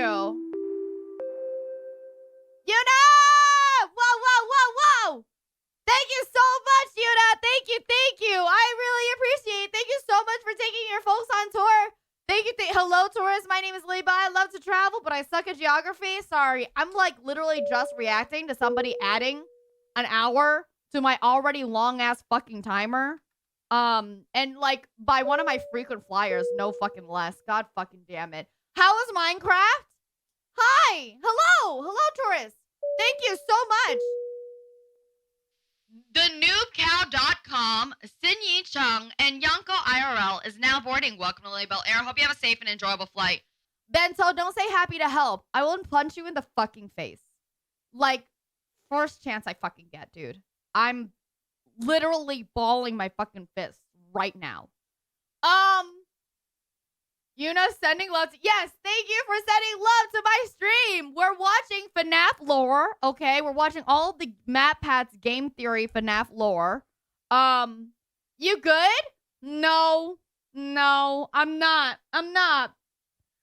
good. Thank you for swallow noises also. Hold on, let me get you some swallow noises. What else was I saying? Hi, Oliver. Great to see you. Hello. Yeah, no, I mean, I'm good, right? But Bento makes me angry as a person. So, thank you. Hold on, let me get you some swallow noises real quick. What is my favorite dish? Oh, yeah, your last name's Wing. Awesome. I like, this is gonna be funny, but I like Bangkok a lot. I don't know how to explain it to everyone. So Bangkok is literally like this, like, it's a very small, like by the size of your palm or less, crispy egg, like cup of fried stuff. Yeah, I don't know how to tell you. It's shrimp cake, but it's fried and all crispy, and it's not, that's why, right? So that's why when you eat it, it goes, and that's why they call it Bangkok. It's genuine. I promise you, this is not supposed to be. Of all the not safe for work things I've said, this wasn't supposed to be a joke. It genuinely is like a Viet dish I actually love, which is funny. Okay, hold on. Let me do the swallow noises real quick. Dem eyebrows.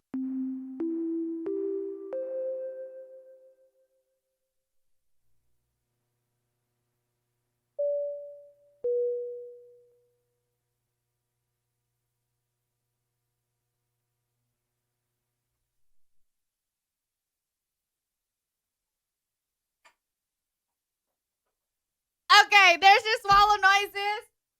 Yuna VT is now boarding. Welcome to Lilybelle Air. Hope you have a safe and enjoyable flight. And also Dawn. Hello, dear. Why are you talking about my eyebrows? Hello, Nichan. How are you? How are you? Thank you so much for being here, and thank you for continuing your first click. First class. I very much appreciate it, dude. My brain is fucked right now. Thank you so much for continuing your first class. I hope you have a safe and enjoyable flight.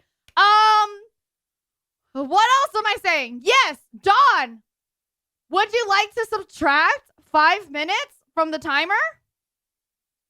Can I be the pilot? Unfortunately, Chat Bear, this little bitch on my chest right now, he's the pilot. But we can unstuff him literally anytime. So, what if I add? I mean, what if you add? You know? What if? What do you want me to say? Shrimp cake? Damn, how thick is the slappy on those? The what? What are you saying, Shinobi? Sorry, I'm still working on the Delulu. What the hell is a slappy?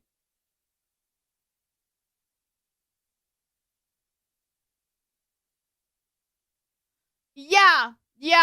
I know, Axel. Or, sorry, not Axel. Dawn. So would you like to subtract from the timer? Oh, slappy is another one for ass? That's crazy. Man, I feel old, dude. I'm still working on Delulu. Have you guys heard Delulu? That's my, like, word of the day. I was watching a bunch of TikToks yesterday on the ride back, right, from my event. And, like, Delulu's my new favorite TikTok term or whatever. Okay, thank you, Yuna. Good night. Good night. Delu what? Yeah, it's just the word delusional, but instead to make it like more fun and like, fuck me, right? They say Delulu.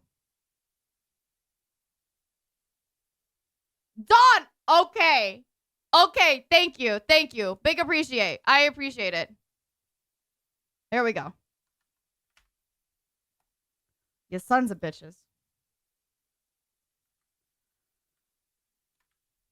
At some point, I'm gonna end up just fucking ending this shit, bro.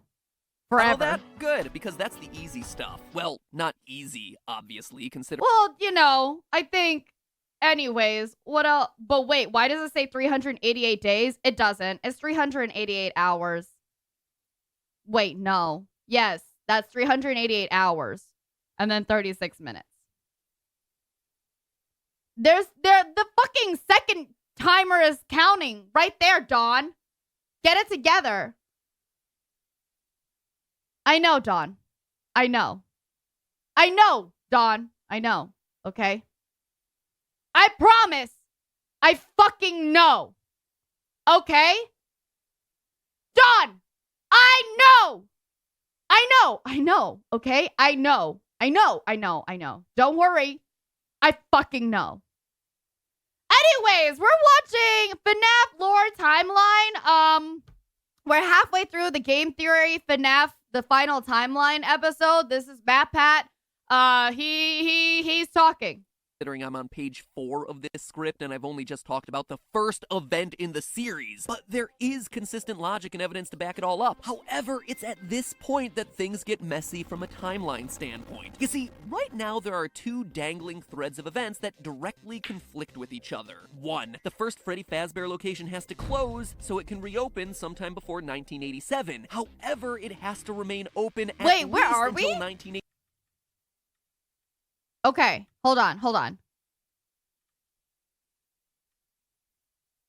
Okay, all right, hold on. Fantasy and fun come to life. It's Scott telling us that Golden Freddy is the same spirit who speaks to the crying child via the Fredbear plush at the end of FNAF 4, but who dates all the way back to the first pizzeria and the missing children's incident. Phew, you got all that? Good, because that's the... How do we know for sure that psychic friend Fredbear.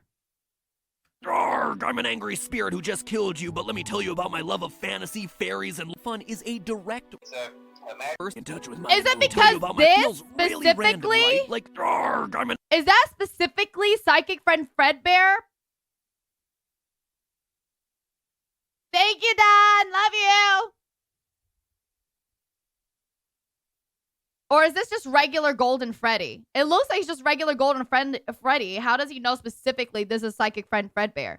an angry spirit who just killed you, but let me tell you about my love of fantasy, fairies, and long walks on the beach first. I'm very in touch with my emotions. However, the phrase fantasy and fun is a direct reference to the first game in the franchise, where Phone Guy welcomes you to... Honestly, the Game Theorists, like, team videos are just really good. They're actually fucking funny, and it's also well edited and detailed. This is...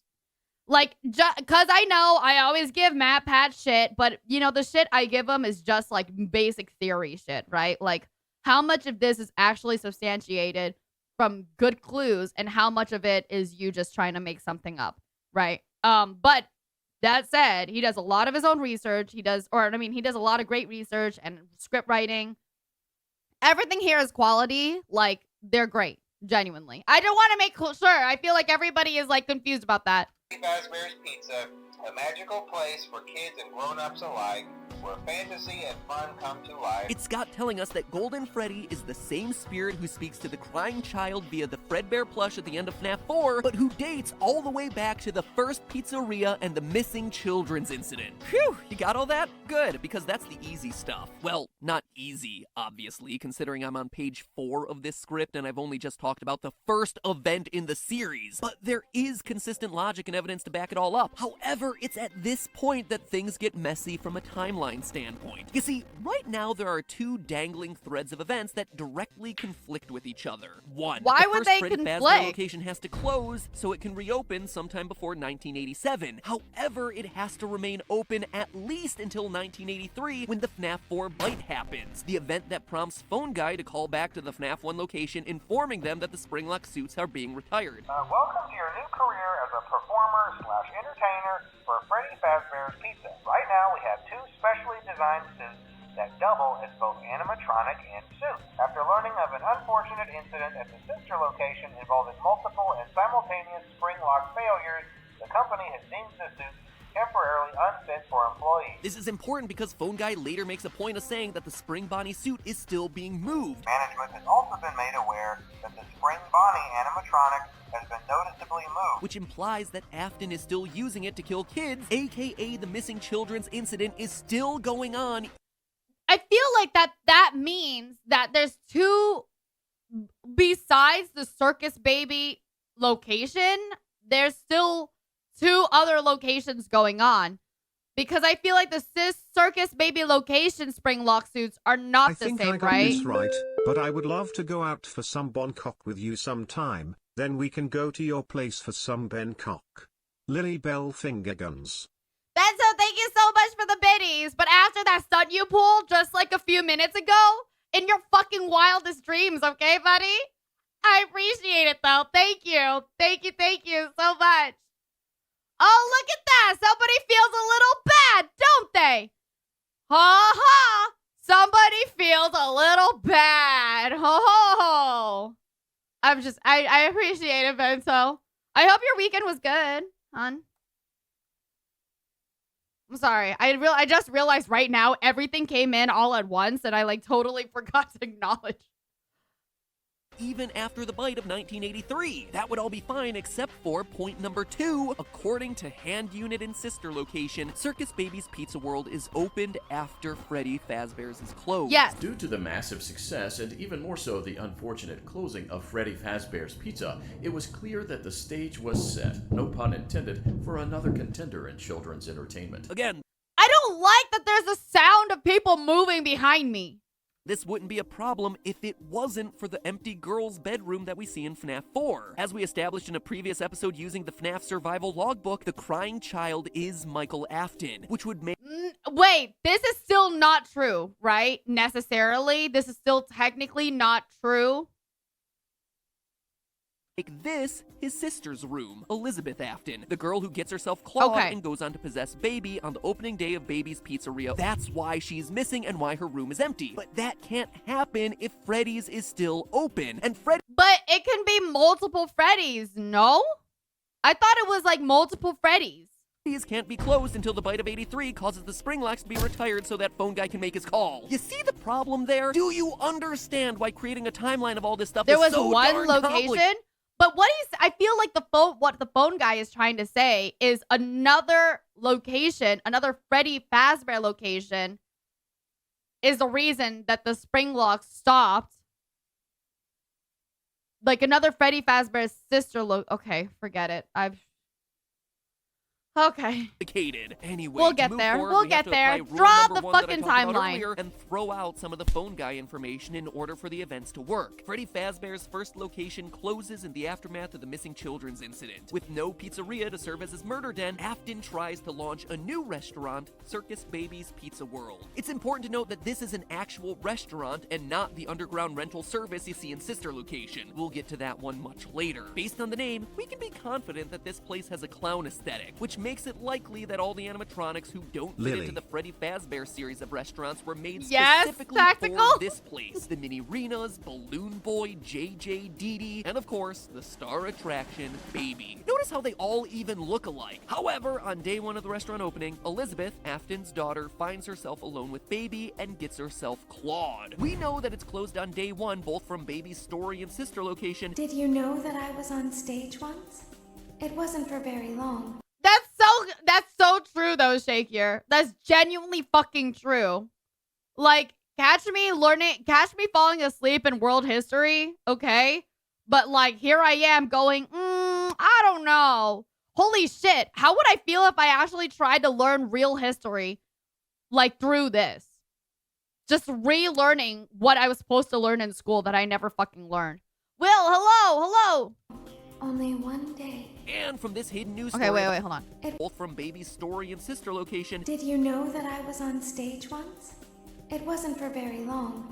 Only one day. Damn, that's kind of sad, bro. Supposed gas leak posted on Scott's website in the lead up to the release of the game. This in turn explains a lot of the weirdness going on in FNAF 4. Why Elizabeth's room is empty. Why Michael Afton has nightmares of animatronics with stomach mouths. And why William locks Michael in his room and has so many surveillance cameras. Well, does somebody want some attention? Is that what it is?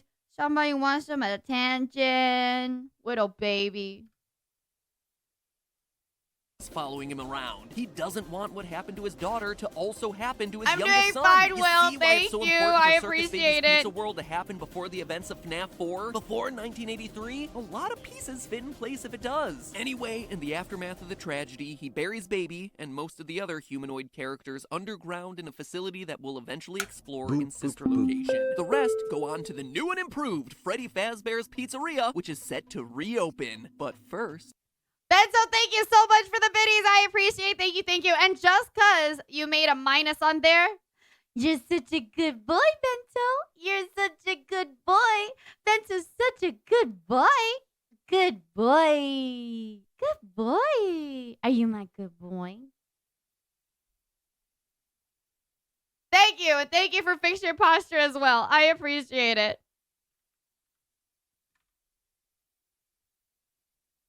Running parallel to all of this, and I mean all of it, Yeah, is Fredbear's yeah, Family you're so Diner. my- Not you guys the are my sister good location we ones, huh? visited the game's sister location, but the only sister location actually called a sister location by phone I guy want a during Chris his FNAF Chan 3 Five calls about Nights spring crossover. locks. When we gonna get that shit?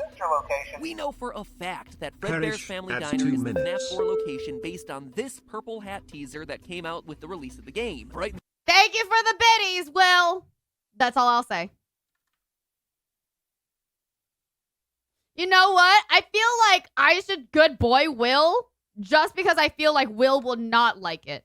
Will, you're such a good boy. Aren't you my little good boy?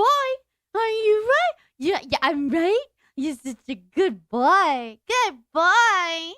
Such a good boy, Will. the image, look down in the bottom right-hand corner and fill in the blanks, and you get yourself property of Fredbear's Family Diner. We also know that it should fit here in the timeline because of one small detail that Scott made note of with the release of FNAF 4's Halloween edition. While Nightmare Puppet and Nightmare Mangle weren't canon, he made it clear that Nightmare Balloon Boy was. Now, if I'm right about Circus Baby's Pizza World and the red-cheeked design of its characters, then the crying child would have come across Balloon Boy. All right. No, I've never been fucked by brothers.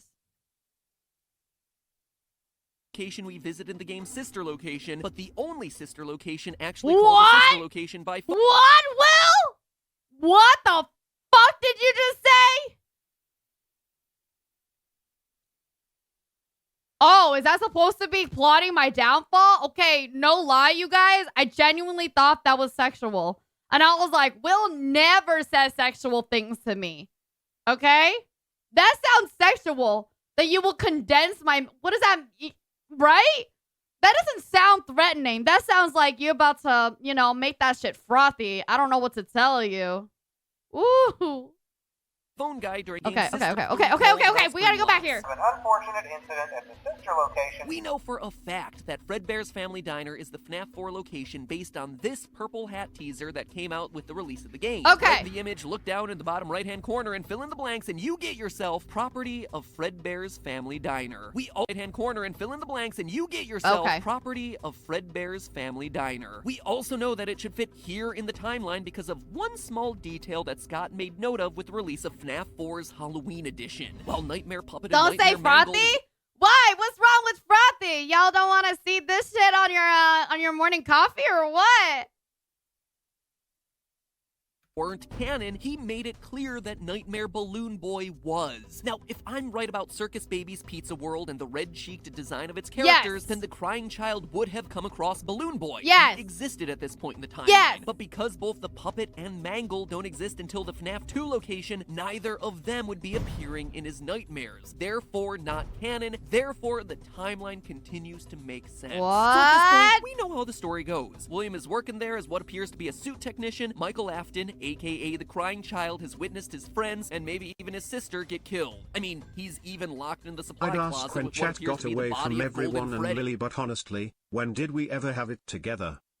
Safety is top priority at Freddy Fazbear's Pizza, which is why the classic suits are being retired to an appropriate location while being looked at by our technician. At the end of the week, at his birthday party, he gets shoved into Fredbear's mouth by his brother, and crunch! He dead, son! The spirits of his dead friends, all 5 of them, remind them that they're still here for him, and the whole incident goes down in history as the bite of 83, based on both the TV Easter egg in FNAF 4 and the code in Sister Location's secret room. Oh, but again, it's here that we hit another little wrinkle. You see, in the FNAF survival logbook, it asks Michael whether his favorite ride was the carousel, a feature that was only present in the FNAF 2 Hey, let me just it's okay that I'm still not understanding this part, right? Because I feel like it's gonna change again in a little bit. Okay, awesome.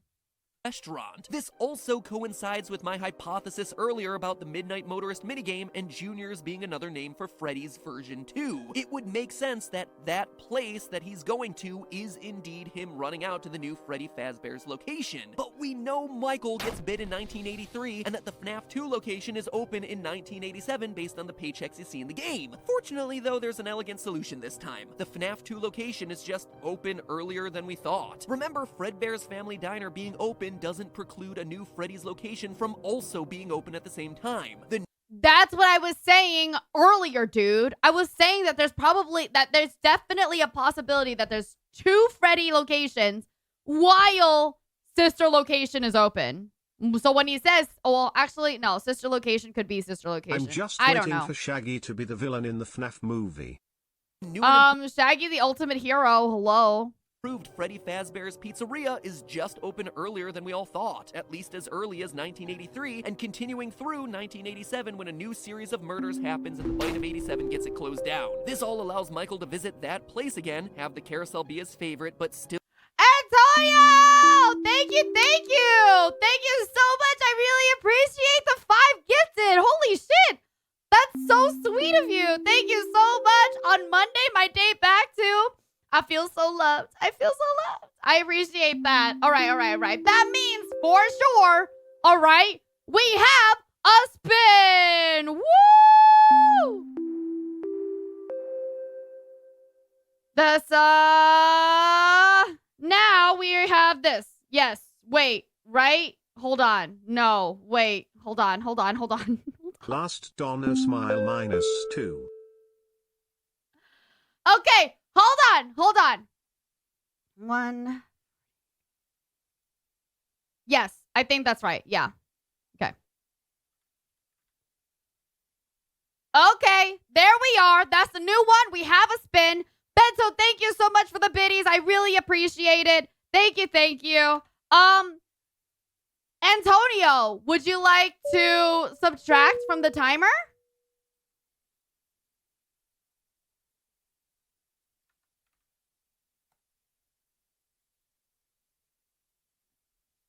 Thank you so much. Thank you, Antonio. I really appreciate it. Look at you. Thank you so much. That's really kind of you. Okay, there we go. And we need to do a little thing. Hold on.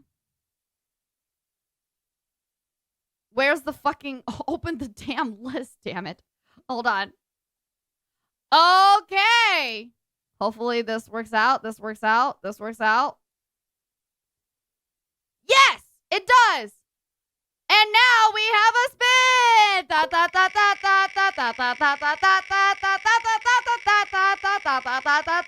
not even here to see SAT. Shit.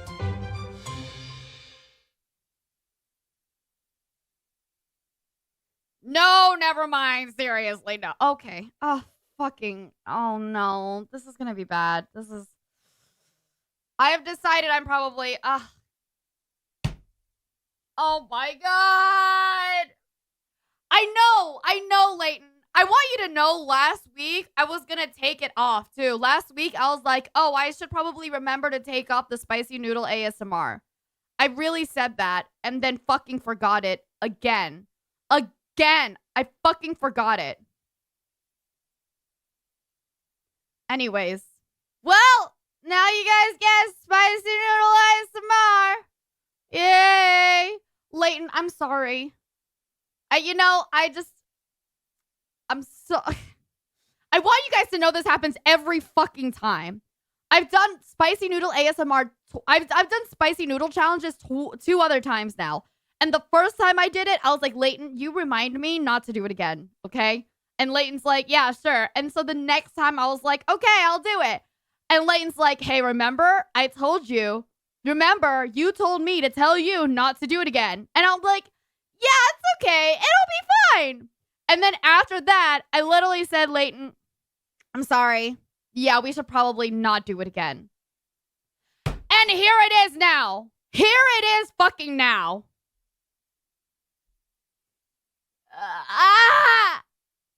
Well, we've done it. I've done this to myself. We've done it. We sure have done it. Where the fuck did it go? Hello? Where the fuck did it go? I literally just... Hold on, you guys. Sorry. Oh, there it is. Okay, well... Yeah, and yes, and Leighton did remind me this time too. He saw it on the thing and he said, why the fuck is spicy noodle on the fucking wheel? And I was like,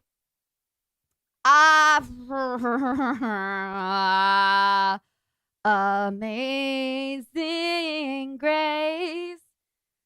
How sweet. And it's ASMR this time. So, well, that'll be fun for people, I think.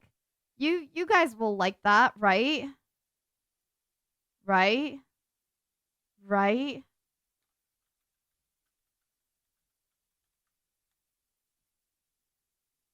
Yep. Thank you so much, you guys. I really appreciate it. Thank you. Yeah. Just don't make them spicy fart sounds audible. Do you get spicy farts, Dawn? I promise you, I do not get fucking spicy farts.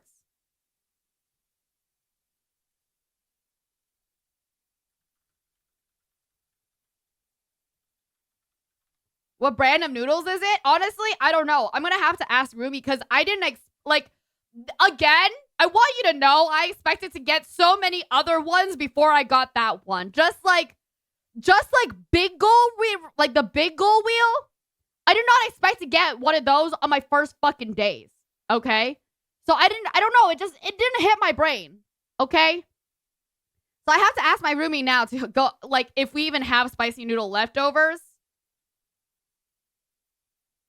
You're starting to learn the way gacha works? I have Shin Black Ramen.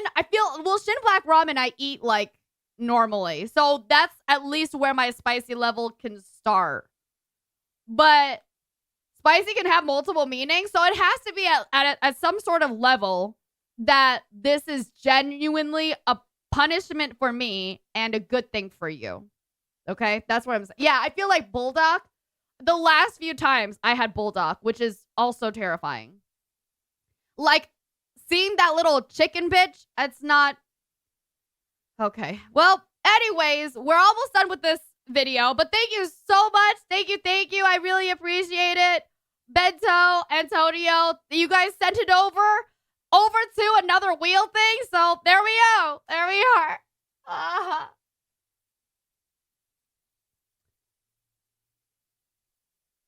He'll die in 1983. Because William doesn't want to lose another child, especially since he's in his own killing spree, he puts security cameras everywhere and uses the illusion sound discs first introduced in the Twisted Ones novel to scare Michael away from the restaurant. That's what he means by he'll be sorry when he gets back. William is intentionally locking him in his room, giving him nightmares. Oh, hence why Michael is so scared by the time we see him. Wait, okay, that shit, like, makes sense, but it doesn't have anything to do with, like, the hospital? No, yeah. Hold on. You're forgetting about the hospital part, though, Matt. Locking him in his room, giving him nightmares. Can imagine on the ASMR. Honestly, the other noodle challenges weren't ASMR, so I think this is gonna be real interesting. Hence why Michael is so scared by the time we see him in FNAF 4. Additionally, Ultimate Custom Night proves that the nightmare animatronics are just that. Nightmare. He got bit. But I feel like he's saying that the entire game is just nightmares before he got bit. And that's why it's supposed to scare him away. And then he got bit after that. After the game. After the fact. Illusion. This time, there is more than an illusion to fear.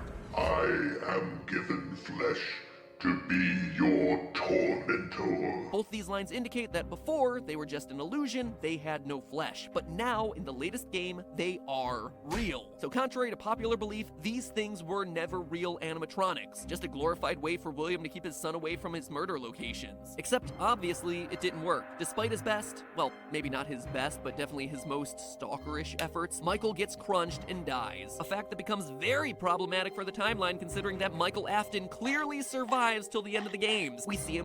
You can tell, though, that, like, how did you not know that it was a different brother? How can you, like, not figure some shit like that out? Because earlier you mentioned that, like, this is probably not Michael. You know what I mean? Like, why did you suddenly make this Michael when it doesn't have to be Mike? Oh, because of the activity book. Right. Him in sister location. We watch him get scooped. We hear about him burning in FNAF 6. How is all of that possible if he's already dead? Surprisingly, there is a way to solve it. He's gonna try to solve I have the that? evidence to prove it, but sadly it'll have to wait until next Oh time. my god. This ended up being a 12-page script, which He there's really no way gonna that we sit can here do and all in solve one that week. shit. So in the words of Dee Dee, how unfortunate, how unfortunate. This is a thing I hate to do, but the rest has to go in a part 2. Anyway, don't worry, we'll get it out as fast as possible. What the fuck it's is already that? written. I just need to divide this up for editing purposes. In the meantime, though, make sure you jump scare that subscribe button to, well, who knows what it does at this point, but it makes me feel good about the effort I put into this video, which is really nice. So make me feel good. All right, the rest of it is sponsorship stuff. I wanted to do the game theory thing, but, you know, it's okay, Matt. You make that money, bro. Dear Diary, yesterday was Yeah! He's here, he's there, He's everywhere. Who you gonna call? Second friend, Fredbear. This time you'll have to keep up with me. What the hell is this? Never mind. Is the purple man. I love this. Game theory, FNAF. This is the end. FNAF Ultimate Custom Night.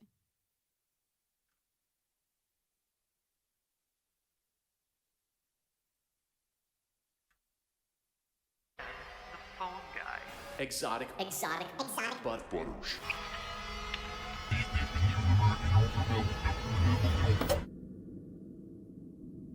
Alien shiz. I love that. Alien shiz. Dude, you guys, we need to put this somewhere. I'm pretty sure this is a code. I'm pretty sure this is a code to unlock something else.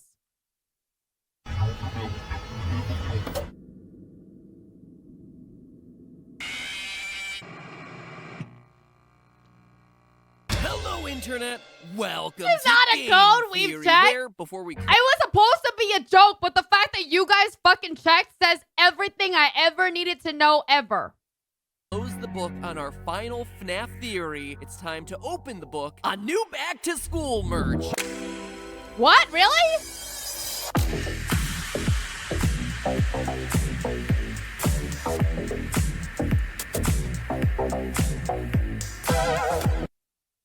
Four years ago, 2013, 12, 11, 10, 9. Yeah! Wow! That's... Wow. Wow. Get that bag!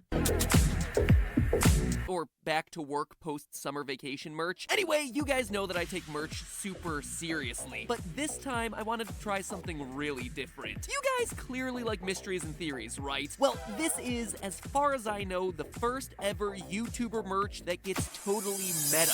That's right, I have personally made a real-world mystery for you to solve alongside the rest of the theorist community hidden inside of this round of merch. This first one isn't too hard. It's about a 5-step treasure hunt. But it's Wait, this is actually really cool. I love that. This is, hey, I'm gonna write this shit down. Hold on. Mystery, merch, theory, crime, open sesame, MatPat, game theorist. I'm just gonna steal that. I'm not even apologizing for that. I'd like to do moving forward with all future merch pushes, so, you know, if this one gets you warmed up, future ones are gonna get real serious. Oh, and of course, there's a real-life reward to the first 100 people who get to the end of this little treasure hunt. They're gonna be in the same group as the people with the golden coins from last merch push, so, you know, rewards are coming. We're keeping track of this stuff. So, where could these clues be hiding? Well, let me show you what I got. This time we worked with the factory for 4 months to have a specialty fabric made for our t-shirt. Okay, alrighty, let's move on here. Oh my god!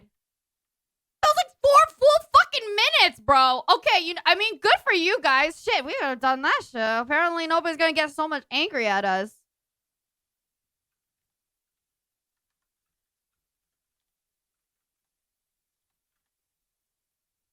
Now then, let's wrap up FNAF, shall we? Even though this is part 2 of the timeline, we've still got a lot to cover, so in the words of Phil DeFranco, let's just jump into it. When last we left things, we'd covered everything up through the second Freddy Fazbear's Pizzeria location. Things like why the missing children's incident must it's still like, I'm still confused.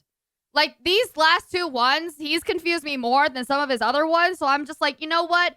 It's gonna change in about 3 to 4 episodes, so... End of the timeline, the identity of Golden Freddy, why Circus Baby's Pizza World has to come earlier in the timeline than most people expect, and a quick review over how Michael Afton is the crying child from FNAF 4. But all of that left us with a big question. If Michael Afton is the crying child who gets himself bit, then how is he able to come back later in the timeline for games like Sister Location and Pizzeria Simulator? Well, this is where the books once again come in to give us the solution that no one would have predicted. You see, at the end of FNAF 4, we get the lines, "We are still your friends." This isn't even the true timeline? Okay, good to know. Back together. We've never actually established who speaks those words. Ultimately, the best guess that we had was the puppet. But here's the thing, it can't be the puppet. Based on this, my final and best timeline of events, William hasn't killed Henry's daughter yet. The puppet isn't possessed yet. Instead, that line is more likely coming from William. It's him making a fateful promise to his dead son. I will put you back together. The thing is, he takes that promise a lot more literally than any of us would have ever suspected. He is literally promising to physically put his son back is this together where he thinks? Is this where he says that this is a robot? And we know from the final Oh, FNAF fucking... novel, You absolute dipshit. He literally said right there that this is a robot. fourth closet that William in that story is obsessed with bringing life to these machines. And even more importantly, we know that in Scott's vision of this world, robots who think they're human and don't realize that they're robots is a real thing. A huge twist at the end of the final FNAF novel is that the main character, Charlie, Henry's daughter, is actually revealed to be one of these sorts of robots. And not just a single robot, mind you. Charlie is one in a series of 4 robots. That's what the title of the book is referencing. She was kidnapped and killed by Afton. That in Scott's vision of this world, robots who think they're human and don't realize that they're robots is a real thing. A huge twist at the end of the final FNAF novel is that the main character, Charlie, Henry's daughter, is actually revealed to be one of these sorts of robots. And not just a single robot, mind you. Charlie is one in a series of 4 robots. That's what the title of the book is referencing. She was kidnapped and killed. I don't... Is that true? Does this book actually turn into that?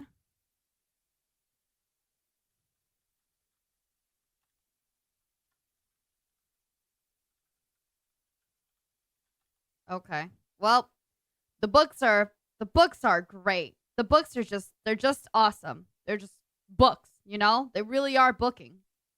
By Afton as a 3-year-old girl, and in his grief over losing his daughter, Henry built 4 robotic versions of her, each one slightly older than the last, implanting each version with memories so that she could grow up just like a normal kid. Quote, Charlie would be a baby, then a little girl, ASMR then a FNAF book sulky reading? teenager, then at Like last, with Destiny? she would be a woman. That's She funny. would be finished. Perfect. End quote. It's weird, definitely, and it opens up a whole heck of a lot of plot holes in the novel, but I honestly think that this might be what happens. I don't to think Michael anybody after the would game. ever want to sit Clearly, down and he actually dies hear during through the that Blight of shit, bro. 83. The survival logbook confirms this over and over and over again. That is locked in. But Michael is literally rebuilt by Afton, put back together by William. The books allude to it, it fits with the timeline, and most importantly of all, it explains why he doesn't die after getting scooped in sister I'm pretty location. sure they have audiobook readings already.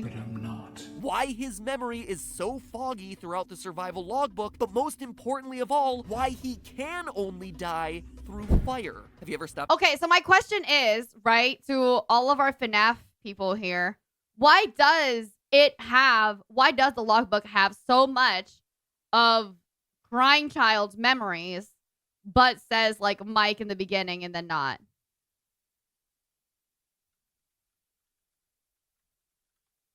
Misdirection? Okay. Like that's what we're really hoping for, right? Because I hopefully like Scott or some, well, you know, other clues are like, yeah, no, sorry, I didn't really mean to make you guys push that together. Have to consider that. Michael. So what it is you guys never get the answer to it, but then you guys just assume that's not it, right? Oh, 3 different people exist in that. Oh, okay. Good to know. Thank you. Afton lives through getting himself scooped at the end of Sister Location, but passes on just like all the other animatronics at the end of FNAF 6, when the remnant in his body is burned away. Remember, based on our timeline, William Afton has already seen his daughter die in Circus Baby, and has also probably seen that her spirit possesses the suit, so he knows it's possible. It's literally so like rotted in my brain right now, the FNAF stuff, that straight up, I'm like, wait, how do we know that's William's daughter? And then I was like, wait a minute, I'm losing my fucking mind. Like for a good second, I thought this was Henry's daughter, right? Before I woke up, like this is how much FNAF brain rot I'm really sitting on. For a living spirit to I'm be guessing you're getting more robots. invested in It these. actually might be why he It doesn't sends keep Michael me down to nice. explore Sister Location You know what I in mean? the first place. Father, it's me, Michael. I did it. I put her back together. Yeah, it doesn't keep me up nice. It's like, it's in front of me, so I might as well try to do the thing. But like, I'm not gonna lie, okay?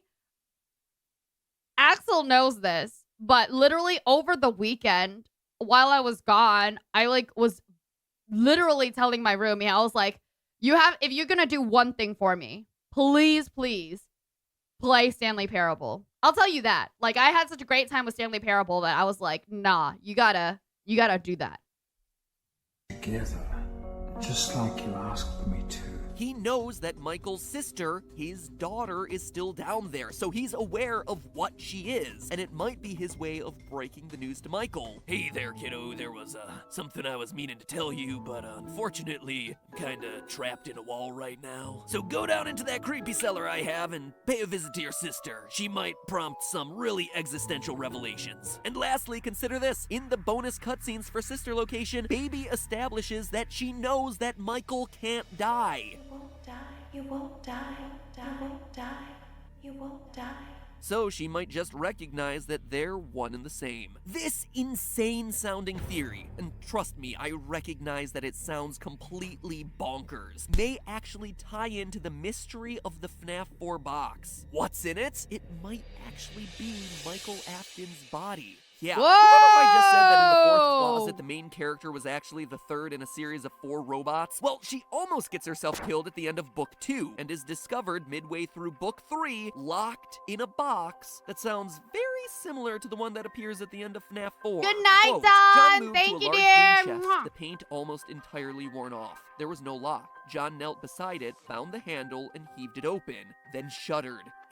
It's Charlie, he said hoarsely. In the chest. She was locked in a box. That's insane. She was locked in a box. Who knows for how long? Days? Months? End quote. I actually know how long she was trapped in the box. It was 6 months. So anyway, is this definitive proof of what's in the box and that Michael Afton is a robot? No. But it's definitely circumstantial evidence. And think about this. That's pretty crazy, honestly, that, like, he specifically put out something about being locked in a box. But if it was all for misdirection, I'm like, that's surprising, because you definitely could have tied that in. Well, he wants misdirection, so. Remember that Scott kept the box locked because he was worried that the fan base wouldn't accept the answer to what was inside of it. Well, can you blame him? If he kept a broken robot kid inside of the box, that would probably upset a few people, because at this point in the series, it would literally come out of nowhere. Up to FNAF 4, this was just the story of a creepy, haunted animatronic pizzeria. Nothing about robot kids or anything like that. The last stretch of this series just went into some weird directions. Honestly, I'm a little late for it, but here's the cop-out alarm for that one. Cop-out alarm! Cop-out alarm! Cop-out alert! Really? Robot kid, Matt? Anyway, with the bite of 83, Fredbear's Family Diner closes, leaving only Freddy Fazbear's second location, Junior's, a new, larger location with upgraded security in the form of the Super toy Weenie animatronics. But Junior! after all missing children from their last endeavor, Henry wanted to take an extra special Wait, hold the precaution fucking phone. Wait, hold on. Why is Chica look like that? Why does Chica have panties? That's Toy Chica looks just like this? Oh, it's hot pants? Oh, okay. No, I know. Look, Toy Chica has had like 4 different looks I've noticed by now. Like before, I was like, what the fuck is that? And you guys were like, oh, it's Toy Chica. But she didn't have a beak. And now I'm like, wait, she has a beak? And you guys are like, yeah, she has a beak. And I was like, but I thought that she didn't have a fucking beak. And it's like, yeah, they changed that. Like, okay, great, awesome. You guys will like fucking coom at every second mention of a different colored toothbrush, all right? But you guys will just overlook the fact that Chica just got a beak out of nowhere? Toy Chica got a beak out of nowhere? Okay. Oh, she takes out her beak and eyes in-game. All right, that makes sense. All right. Okay, understandable then. My bad. But how was I supposed to notice that she was wearing straight panties? Which, you know, hot pants, panties, is pretty fucking close. Play FNAF. I already said it, okay? I have a price. In that price includes me playing all the FNAF games, okay? But I have a price. For all missing children from their last endeavor, Henry wanted to take an extra special precaution to further protect his daughter. He installed an upgraded surveillance system in the form of security puppet, specifically programmed to watch one child, his daughter. As an added nod to where security puppet fits into the It timeline, is not Scott $100, very clearly Galileo. You're included the missing an puppet's extra signature zero gift there. box as part of the visuals in its minigame in FNAF 6, a box that only occurs in the FNAF 2 location. You can even see what looks to be wanted posters in the back alley, thereby establishing that a crime had been committed in this area previously. William Afton returns and, because he's a prime suspect in the missing children's incident, is not allowed back at the pizzeria. That's why we see him turned away at the door to Junior's. As a result, he's forced to kill Henry's daughter outside, behind the facility. Her soul goes on to possess the security puppet, and she proceeds to give life in the— Wait, he's saying that this happens when? FNAF 2 location. You can even see what looks to be wanted posters Like, in the back oh alley. wait, it doesn't matter. I'm Pizzeria. sorry. That's why we see it. I keep pausing and I'm like trying to make sense of it, and I'm like, wait a minute. It doesn't matter. It doesn't matter. Turned away at the door to Junior's. As a result, he's forced to kill Henry's daughter outside, behind the facility. Her soul goes on— Remember, that means and it has to be a subtraction, a minus to the timer.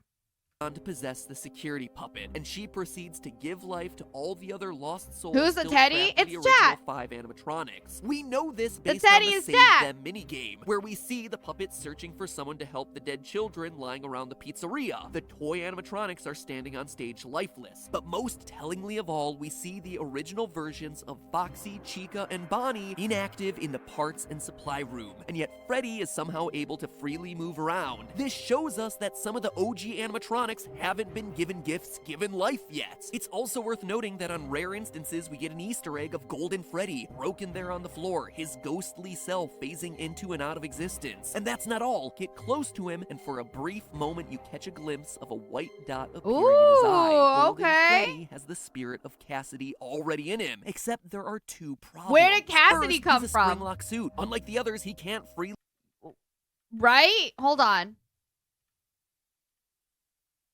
We know this based on the Save the Minigame toy. Okay, yeah. Well, we see the original versions of...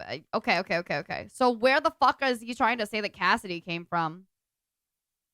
Oh, Cassidy was just casually killed off screen. Everybody else's death had to line up except for Cassidy's, right? move around because he's not kept in animatronic mode. Despite the puppet's When is best it our attempts, turn to Cassidy be a will be murderous forever trapped animatronic in a possessed suit by that a is soul of a perpetually dead slumped child? over. But secondly, the yellow Golden Freddy suit is being kept like we saw in the FNAF 4 location. Hence why in FNAF 2 and then onward in the series, he's forced to remain as just a spirit. Afton continues to sneak into the pizzeria disguised as a security guard, using his signature spring-lock suit and crank to kill kids. This prompts the animatronics to get angry and attack anyone in a security guard uniform. As we see throughout the FNAF novels and as the puppet reinforces an ultimate custom night, The others are like animals, but I am very aware. so they're not rationally thinking, which results in night guard turned to day guard Jeremy Fitzgerald getting his frontal lobe bit in an event known as the Bite of 87, and henceforth animatronics are no longer allowed to free roam in the restaurants. In total, another 5 children die in the FNAF 2 location, again shown through the Save Them minigame. I really do feel like the Bite of 87, which is really funny. It's like... It feels more random in there, honestly. Like, I know that at some... It's being put together now as lore to say, okay, it went from free roaming to non-free roaming. Now you guys can put up the timeline or whatever. It's just... It feels so... I don't know. It's just... In the idea of, right? Because, like, obviously the Bite of 87 came before this whole Afton story. So in the idea of that, it's just funny. And being put into the Afton story, it sounds so not part of it. Before the place is shut down and the toy animatronics get scrapped, since, let's be honest, they were all kind of crap at their job anyway. More Yeah, importantly, it's at this point indie that Afton realizes the power of children's souls. It's here where he first sees the animatronics moving freely, possessed by the spirits of the dead children and activated by the puppet. And here, through the end of the series, his mission changes. He's no longer just killing kids. He's now looking to actively harness that power for himself so he can be immortal. It's a goal that he he expresses in the fourth closet. Quote, "You killed them. They died in the suits. Their bodies were bound inside along with their souls. The spirit follows the flesh, it would seem, and also the pain. If I wish to become my own immortal creation, my body must leave my spirit to its eternal home." This affects all his future actions in the series. So when the withered animatronics get sent back to the FNAF 1 location for storage and the possible I feel like, okay, like I do like how he uses the books to fill certain plot holes, but I feel like at this point in time, he's using too much of the timeline up. Like he's putting more, I feel like, emphasis than needs to be from the books. Does that make sense? opening of the pizzeria, William tracks them back to dismantle them and discover their power. This leads to the cutscenes from FNAF 3, where William systematically lures the original animatronics to the back safe room one by one, only to dismantle them. Before, these cutscenes seemed super random. It just seemed like him trying to get rid of the animatronics for reasons. But now, thanks to the novels, we actually know why he did it, to dissect the robots and experiment on them. And it's these experiments that end up producing the Funtime animatronics. One big lingering question mark of the series was the But I thought that you were saying that this is after, because the Funtime animatronics are for circus babies, right? And you're saying that this is afterwards. nature of the Funtime animatronics I'm deep pretty underground sure. during Sister Location. How were they alive? Were they possessed by more dead kids? Well, we finally have our answer there, courtesy of Candy Cadet and the Fourth Closet. Now, back in FNAF 6, Candy Cadet's stories were a bit of a mystery. Each one had to do with 5 things becoming one thing. 5 keys melted together, 5 orphans sewn together to fit into one coffin, 5 kittens sacrificed and then combined to fit into one shoebox. It seemed like it was referring to Ennard, the amalgamation of all the other animatronic parts, but the math was always kinda wonky. Ennard consisted of Baby, Ballora, Funtime Freddy, and Funtime Foxy, which is just 4 animatronics. Maybe if you squinted at it, you would include the Bonnie puppet, but that seemed like a stretch. Yeah. And as a result, we just weren't quite sure what was going on with those stories. Luckily, the release of the Fourth Closet has cleared this mystery up. Quote, a single figure stood still amongst the chaos, out of phase with the surroundings. At first, it seemed to be a man bent over a table, but as Carlton's head throbbed with waves of confusion, the man became a yellow rabbit. Not standing over a table, but over 5 children, tied together as one. He knew exactly what he was looking at. The endoskeletons of the original Freddy's animatronics, welded and melted together, immobile and featureless, and still This is inhabited by the spirits nasty! of the children who had been murdered inside of them so many years ago, still filled with life and motion and thought, all trapped, all in terrible pain. End quote. So in the FNAF 3 cutscenes, we see William dismantle the animatronics. From there, he melts down their endoskeletons to discover the secret of their everlasting life. He then uses this molten spirit metal, Remnant, to infuse life into his new creations, the Funtime animatronics. Quote again, the table's surface was glowing orange and the hot metal hissed. William took a syringe from the woman's hand and thrust it into the squirming thing forcefully. He drew the plunger up, holding the needle steady as the syringe filled with molten substance. He staggered back toward the bear. The man again pried open the heavy chest plate of the standing, broken bear, then carefully inserted the syringe he held directly into the chest cavity and began to press the plunger down. What this and the Candy Cadet stories tell us— Jesus fucking Christ.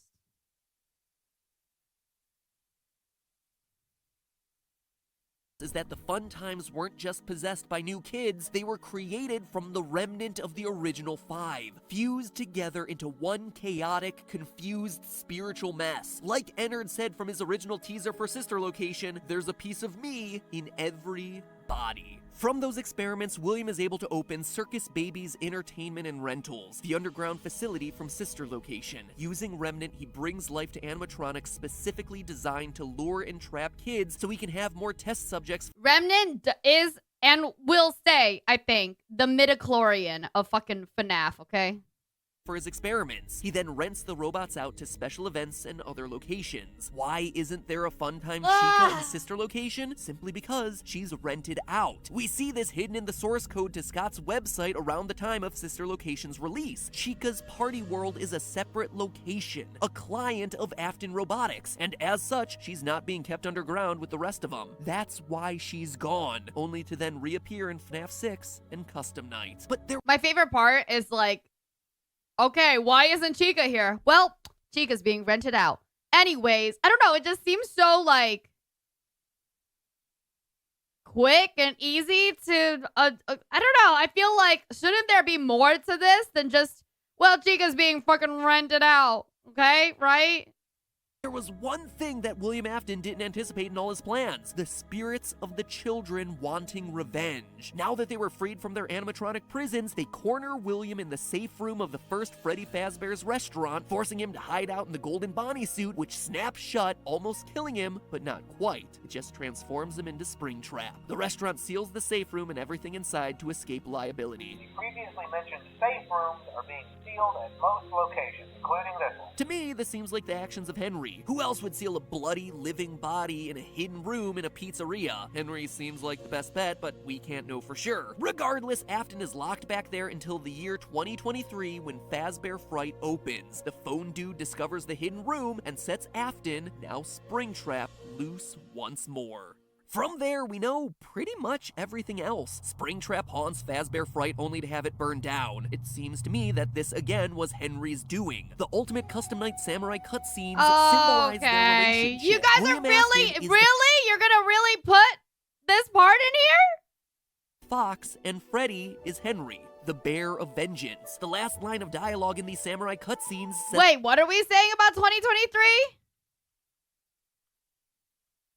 have it burned down. There, we know pretty much everything else. Springtrap haunts Fazbear Fright only to have it burned down. It seems to me that this again was Henry's doing. The ultimate custom night samurai cutscenes symbolize their relationship. William Oh, Fazbear Frights is supposed to be in 2023. I see. Okay. Afton is the Fox, and Freddy is Henry, the Bear of Vengeance. I mean, the movie looks great. The movie looks awesome. Cutscenes says it best. I will pursue the Fox. I will find him in whatever land he has fled to. It is my destiny, and it is his. Throughout the games, Henry is constantly trying to thwart William in escalating fashion. He starts by getting him kicked out of the FNAF 2 location. He then tries to get him arrested in the aftermath of the missing children's incident. He traps him bleeding and spring-locked in the walls of Freddy Fazbear's, and finally he sets him on fire not just once in Fazbear Fright, but a second time in Pizzeria Simulator. Meanwhile, the rebuilt Michael Afton, Michael version 2.0, searches for his dad to get some answers. He starts in Sister Location, meets Baby, but falls victim to the plot of the furious tangle of spirits held in the various Funtime animatronics. Together, they form Ennard and scoop Michael's body in an attempt to escape their prison. The scooping plan works, but Michael survives because, remember, he's a robot. Baby seems to know this based on her repeated use of You won't die, you won't die. Okay, that doesn't necessarily mean that he's a fucking robot, but sure. You won't die. More in need of answers than ever before, Michael promises his father, I'm going to come find you. which leads us at last to FNAF 6. Even though the puppet tried to free the spirits of the dead children in FNAF 3, it doesn't quite work. This is because the spirits were no longer complete, with parts of their souls now trapped in the Funtime animatronics, which themselves are now in the form of Molten Freddy. This is why paragraph 4 is such a big deal throughout FNAF 6. Based on the Insanity ending blueprints, paragraph 4 stipulates that all creatures containing Remnant must be in the pizzeria by the end of the week, so that when it burns, everyone goes with it. All remaining Remnant must be purged in order for the souls to finally be set free. Michael accepts the role as night guard at the simulated pizzeria. Henry summons all the animatronics there, burns it all to the ground, and finally releases everyone, including condemning William to hell. Well, he didn't release everyone. Golden Freddy, still a vengeful spirit, has a bone to pick with Willy, so she traps him in purgatory, forcing him to suffer for eternity at the hands of the monsters he created. And despite Old Man Consequence, Honestly, it's so hard to believe that somebody as, like, whoa, I don't know, somebody as important as Golden Freddy of, like, yeah, she traps and haunts him and now she can't rest, blah, blah, blah. She apparently had a death off game. You know what I mean? Like, an off-camera death. Is she important or is she not fucking important? Right? is telling her to relax, she won't quit. Hence her soul still being in Golden Freddy's twitching eyes as he fades out into the darkness and as the series hits its final notes. I don't know about Final. you, but between these last two videos, I think that's about as thorough as you could possibly want. It was so there you have it, mistakenly FNAF thorough. theorists. As Like, I deep do of a not deep want to dive as I know can all go, this trying to answer as many possibility. questions as possible, all while putting things into an order that makes sense, while also accounting for as much of the evidence as possible. Is it a perfect timeline? No, but I don't think there can be. I think Mr. Hippo's custom night lines point us in that Yeah, direction. Mr. I suppose Hippo! if a person just wants to talk, then it's best to not announce that you're telling a story. Telling a story does come with its own pressures and expectations, I suppose. After all, if you're just talking to a friend, then there's no more expectations than if you were talking into the wind. Words by themselves aren't expected to carry, aren't expected to stick. But if you announce you're telling a story, well then, there'd better be a point to it all, you know? And conversely, at some point, Mr. you just Hippo is analyze down a amazing. story to the point of meaninglessness. In the end, whether this whole timeline is right or wrong, decoding FNAF's labyrinth of lore has been the single most exciting and enjoyable challenge I've covered on this channel. Yeah, we've covered it. A lot. A bit more than I would have liked, quite Yeah, honestly. I love that. I love that. Enjoy. I've covered on this channel. Yeah, we've covered it. A lot. Wait, no! We know you covered it a lot. A bit more than I would have liked, quite honestly, but for good reason. Few games give their story this much thought, and even fewer games tell their stories in Hi, such a compelling, Moon. Hello, mysterious sweetie. I way. hope you're I've doing said well. this for a Hello, while hello. now, but FNAF is the perfect modern game. It's cheap, if not free, so anyone can play it. The mechanics are simple. It's fun to watch other people play it. Like right. Oh my damn it! And it seeds in Easter eggs that get other people talking online. 4 years later, and still only a handful of indie games and practically zero AAA games Wait, what? have followed in its footsteps. What? Are you telling me Fortnite has crazy ass lore? Is that what you're fucking saying? I believe, like, obviously DDLC is a master at this, okay? A bit crazy lore? Nah, I can't imagine that. I can't imagine that. The one lore I know about Fortnite is the rise and fall of it, okay? Hello Neighbor, I can believe about the lore with Hello Neighbor, but it seems overall just a kind of fun game. Despite FNAF's massive success, and that, perhaps, is the single greatest and saddest mystery of them all. If this truly is the end, thanks God for an incredible ride and providing a game that has forever changed. Scott right now about to say, who? Huh? Who? Who said this shit was the end, bitch? Hello? Changed my life and this channel. But hey, that's just a theory. A game theory. Thank you for watching every single one of these videos. Woo! Now that the FNAF mystery is solved, go out and solve my merch mystery. FNAF 7, The Untold Story of Sister Location. It's not even... Is it really? Oh my god, it is. It is a 7th game. What the fuck? How many more games are there? How many games are there in total? 9? No. Hold on. Okay, I need to use a bathroom real quick. Okay. Are we counting? We're not counting FNAF World. Like release and paid for games, I think. Oh wait, Pizzeria is not paid for. Never mind. Yeah, let's not count FNAF World. Let me use the bathroom real quick. Okay, I'll be right back.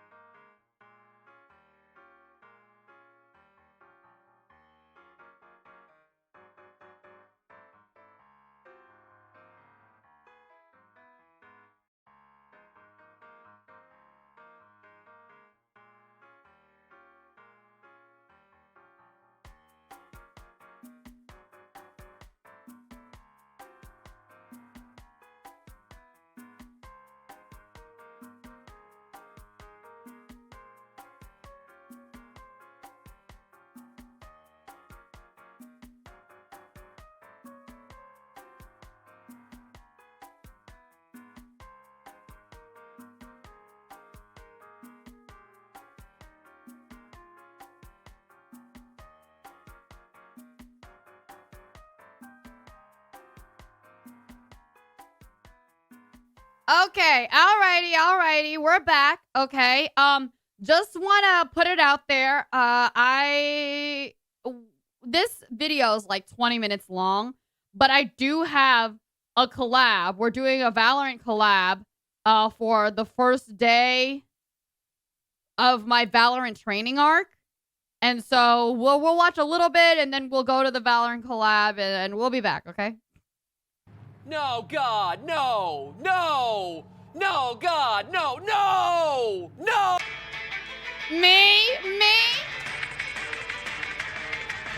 Me almost every time we spin the wheel.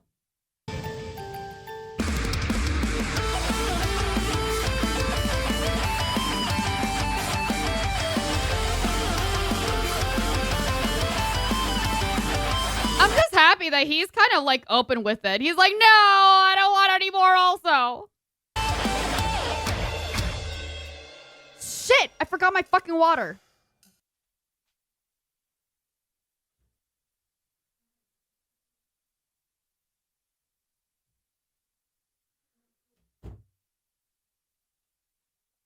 I love it. Love what? Spinning the fucking wheel? Yeah, sometimes when it lands on like emotes or art. But really, I don't. I just know you guys love it. And I'm nothing if I don't, you know? He wants to end it, but can't. Right. Screw it. Let's talk about this thing. By all that's unholy, FNAF is somehow back. Someone got together their little summoning circle of Funko plushies and recycled Chuck E. Cheese pizza. Recycled and Chuck E. awakened the Cheese sleeping pizza. behemoth that is Scott Cawthon, and now here we are with a new trailer for FNAF 7, and me in children's pajamas. I don't Thank think you, any. This is definitely Also, not can we- children's pajamas, bro. No child is this size. Just agree that this is creepy, right? Not me wearing kids' PJs, certainly, though. Come to think What of it, makes this kids' PJs? There's no fucking way a child would be wearing this shit, bro. is really weird. No, the fact that I'm in a nightie that is dedicated to an animatronic that gets dead children stuffed into him. It's odd, man.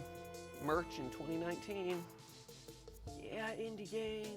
Now, at the end of last summer, FNAF Thank you was for Fix Your basically Posture. done. The book series had concluded, FNAF 6 had burned the series to the ground, and Ultimate Custom Night ended the story by trapping William Afton in eternal torment. All that was really left was the movie. Just like Jeremy laid to rest on a nearby hillside, it was time for the series to finally rest in peace. But then, back in November, Scott hopped onto Steam to give all us Fredheads an update, and suddenly, the movie was Is that released. what? Is that what you guys are called? Fred heads?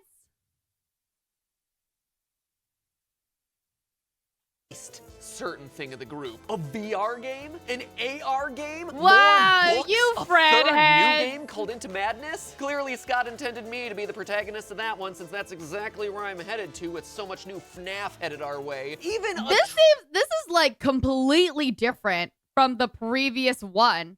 What's the difference in timeline for their releases? Because he's like out here doing actual full things instead of just having like a little PNG of him be like manipulated, dude. AAA game, where apparently instead of stuffing children into animatronics, they start getting stuffed into loot boxes. Fast forward 4 months to today, and here we are with the first new Scott Cawthon teaser in nearly a year. A teaser for one. Yeah, hold on. This still says 4 years ago, the previous one, and then the one right after says 4 years ago. So it's not crazy, but it's definitely different. I'll tell you that. Something with some failure, but the history of the franchise. Sorry, hold on. With so much new FNAF stuffing children, 4 months. There to you go. today, and here we are with the first new Scott Cawthon teaser in nearly That's only 4 a months. year. A teaser for one of the items. Not even like on a this year in massive difference. list of animatronic horror sent to taunt me. But which one is it, and what it means for this new era of FNAFing is exactly what we're exploring today. So Let's get analyzing. First, let's just assess what we're seeing here, shall we? Clearly, you have 5 animatronics that are all melted together, which would be interesting enough on its own, but making it even more compelling is the fact that they all span the history of the franchise. You have Freddy, Foxy, and Bonnie, all in their FNAF 1 forms, but then you also have the pre-Mangle form of Funtime Foxy from Sister Location, and also pre-trapped Springtrap from, well, a lot of different cutscenes throughout the series, but most notably from the Fruity Maze minigame dating in FNAF 6. You can actually tell this based on the general shape of the nose, as well as the lack of decay and aging that you normally see post-Springlock failure. But since this is a Scott Cawthon teaser, you know that there's gonna be more here than just a cool image. If you throw this thing into Photoshop and start brightening it up, step 1 in any FNAF teaser analysis, you're gonna see the background has lines. Lines with like some a graph. really inconsistent spacing. And of course, you have text. The quote is Yeah, no, this is so weird to me because Matt is like standing and doing shit. What the fuck is happening? from Fazbear Entertainment in the upper This right is only within like what, 4 episodes or like but also a 4 months? Not quite so hidden bunch of text right here. Bye, in the middle of the Antonio. image Have a that good you one. really Good gotta luck. squint to truly read. Don't listen to them. Blank. Let something inside. It was an accident. Remember Jeremy. Jeremy? That's the guy from the gravestone. The night guard who has his name on the paycheck from FNAF 2. The supposed Bite of 87 victim. Ladies and gentlemen, sound the alarms. We are talking about the Loeb lad himself, which means that there's only one option here. We are in the same continuity. Cue the party horns and cheerful children sound effects. I know we were all eager to throw out our textbooks at the end of last semester, guys, but it's time to break out FNAF Lore for Dummies one final time.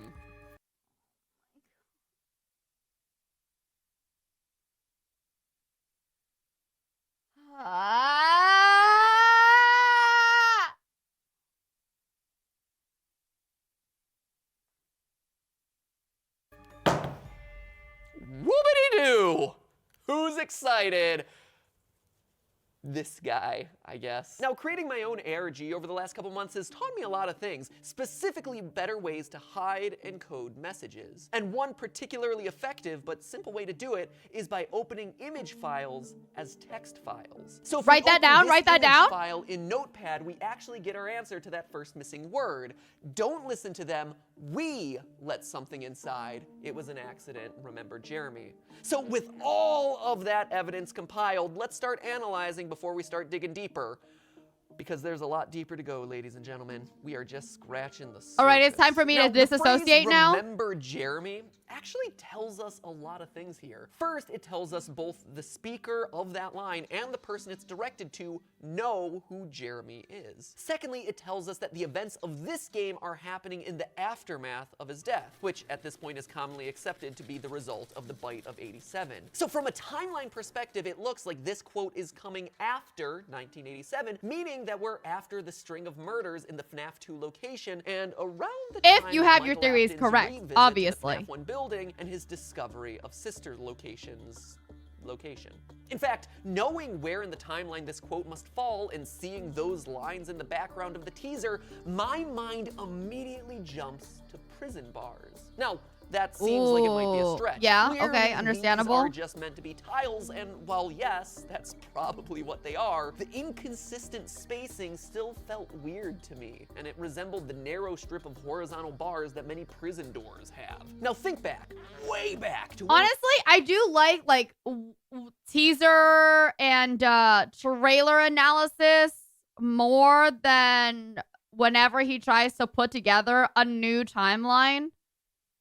this story first started. Back to the secret newspapers from FNAF 1. The things Spoiler, that first it's told a us that there different was a Jeremy. deeper Is that a story to begin joke? with. What Quote, could be "Video another surveillance Jeremy?" identified the man responsible and led to his capture the following morning, end quote. And on the follow-up story, headline, 5 children now missing, suspect convicted. While the suspect has been charged, the bodies themselves were never found, end quote. So if these newspaper clippings are still... This is so fucked up, right? The idea that there's a new character, new OG character coming called Jeremy. That is legitimate, like, which it happens to be another, like, supposed longtime character from the timeline. That's just fucked up, dude. That's genuinely fucked up of Scott to do. We know that. That's actually fucked up of Scott to do. Southern Devil King is now boarding. Welcome to Lilybelle Air. Hope you have a safe and enjoyable flight. Considered canon, this former employee was convicted, meaning that they found him guilty, and as a result, most likely he went to prison for his crime. And we can be fairly confident that this isn't Afton, since his only comeuppance seems to have been the Springlock failure and the eventual eternal torment in HE double toothpicks, meaning that there is still a potential story to be told of someone there who's trapped in prison, wrongfully accused, haunted by the nightmarish amalgamation of animatronics that got him thrown into the slammer. At least, that's my wishful thinking for a potential plotline for one of these stories. Is it the story that we're getting in this game? Probably not, but a boy in Freddy pajamas can dream. Can't he? Yeah, see, there's like a whole bunch of like room and space at the bottom of this mask. Okay, this is definitely an adult's thing. There's no way this is a children's pajama. Let's go back to the text. Don't trust them. That them could be referring to the animatronics, or it could be referring to the members of Fazbear Entertainment, that quote in the upper corner saying that everything is working as intended. Now, as established by Ultimate Custom Night, the only haunted characters who still possess rational thought are Baby and the puppets. The others are like animals, but I am very aware. Which kind of fucked up of you to say, puppet. What are you, is that an insult? What are you trying to say out here? The others also went through fucking crime, all right? They're also victims, bitch. God. Eliminates everyone that we currently see on screen here, thereby making it doubtful that the them in this quote is referring to the animatronics. Instead, this seems to be two employees of Fazbear Entertainment talking to each other, basically confirming not to trust what the bosses are saying. All the other lines here, we let something in, it was an accident, remember Jeremy, seem like those same co-workers realizing that something is wrong. She's a child. The rest of them were child too. The rest of them were also children, okay? There's also children and probably an employee in here. Why is she the only quote-unquote fucking smart one? That shit sounds fake. That they made, a mistake that's ultimately related to Jeremy's death, and now they're both worried about their own survival. Remember Jeremy? Seems to me to read more like, hey, remember— Dude, this, like, I feel like I'm watching, I don't know, like a CSI show or whatever, Forensic Files, dude. The way he like pointed at this and pulled it up like a fucking weather boy. Holy shit. That guy? We don't remember Jeremy? Seems to me to read more like, hey, remember that guy? We don't want to end up like him. So now, looking back across the game. No, because it doesn't feel like remember Jeremy, question mark. It feels like remember Jeremy statement. Remember Jeremy. There's a period at the end of this. You can pick out hex codes with your eyes, but you can't pick out that there's a fucking period instead of a fucking question mark. Hey, remember that guy? We don't want to end up like him. So now, looking back across the games, what are some of the mistakes where something deadly has been let in? Well, you got Springtrap being let into Fazbear Fright in FNAF 3. You have basically the entire— Okay, I need to apologize, you guys. It's time, all right? It's time. We're going to start out with our Valorant training arc. Day 1! Yeah. Be right back for a second.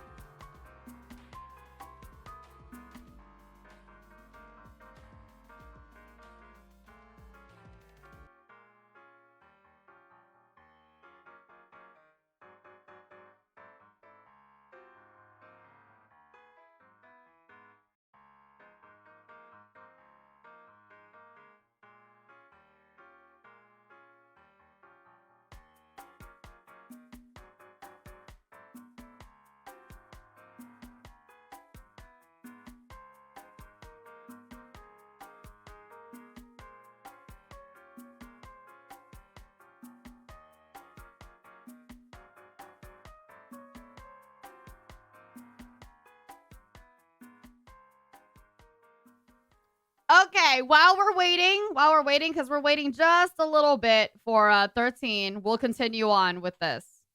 Entirety of FNAF 6's salvage minigames, and Ennard from Sister Location. Ennard, who, funny enough, during the false ending to that game, repeatedly begs you to let him in. You must help us. You must let us inside the room. You have to let me inside the room. I know it was an accident. An accident? We have two co-workers who wind up dead because they let something inside. Sister Location again. Now, it's a scene that's really easy to forget, but night 5 of Sister Location actually starts with Michael Afton crawling through the vents and suddenly coming across the hanged bodies of 2 former technicians. Oh, yeah. Done in by the newly escaped pieces of Ennard. So we have something where the placement in the timeline makes sense. The relationship of the characters to Jeremy as co-workers makes sense. Their skepticism of Fazbear Entertainment definitely makes sense. And you know what? That's not all. Their role specifically as technicians also makes sense with everything that we're learning about this new game. You see, Scott wasn't content to just give us one teaser. Oh, He okay. gave us 8 separate images teasing this new game, apparently to make up for lost time. Thanks, buddy. I mean, sure, we just analyzed the imagery and text of this one image, but if you check the source code of Scott's website, which at this point is FNAF Research Step 2, right after brightening up the images, you'll notice odd strings of text, all with this tag, content equals. Well, if you take those strings of letters and plug them into the URL bar, it reveals a trove of new findings. The first and most important of them, we're going to be playing as a technician. Here, in this image, we can actually see Freddy's body opened up, ready to be worked on, which perfectly coincides with what Scott teased when he initially mentioned the possibility of this new VR game. Quote, if you liked repairing Funtime Freddy up close in Sister Location, just wait until you try to do something like that in VR, up close and personal, with these huge animatronics that are just one mistake away from jumping at you. Yikes. Another of these images, the one of Wait, Bonnie is that what it without the eye- says? Wait, where did it say that? Oh, okay. Inside of the, all right, cool. Inside of Steam. Another of these images, the one of Bonnie without the eye, also is teasing at this idea of no longer being a guard, but rather an animatronic tech having to repair all of these robots. So could the main story of this new FNAF game actually be the story of these 2 hapless technicians who end their lives in an underground robotics bunker? If the quote on this teaser is to be believed, the answer seems to be a solid yes. If it is, it even relates back to the title. Don't listen to them. Let something inside. It was an accident. But shouldn't we? That sounds real sus. Like we shouldn't let them inside at all, I feel like. Seems to be a solid yes. If it is, it even relates back to the title of the game. You see, going back to look at the source code yet again, you see It was that a the no. original It was a teaser no. image is listed as hw.jpg. Now, Homework! back in February, my buddy Dawko tweeted out that a new FNAF game had gotten leaked on the ESRB ratings website. The ESRB, man, get your act together. First, you leak the Super Smash Bros. 4 roster, and now you're leaking the new FNAF game? It is time to stop. Yeah, leaking. Wink. Yeah, totally. Dude, that's just, they definitely, no, marketing never leaks. It's time to stop, okay? And yes, this is someone else's meme, but I thought it was appropriate for the situation. Boo! Plus, I'm in pajamas. Thought it would be funny. Pajamas have absolutely nothing to do with the fucking... Oh, does it? Does it have something to do with the clock? I don't know. Never mind. Because it says Filthy Frank, we miss you right here. And it's like, oh, I didn't... Maybe Filthy Frank has a bid. I don't know.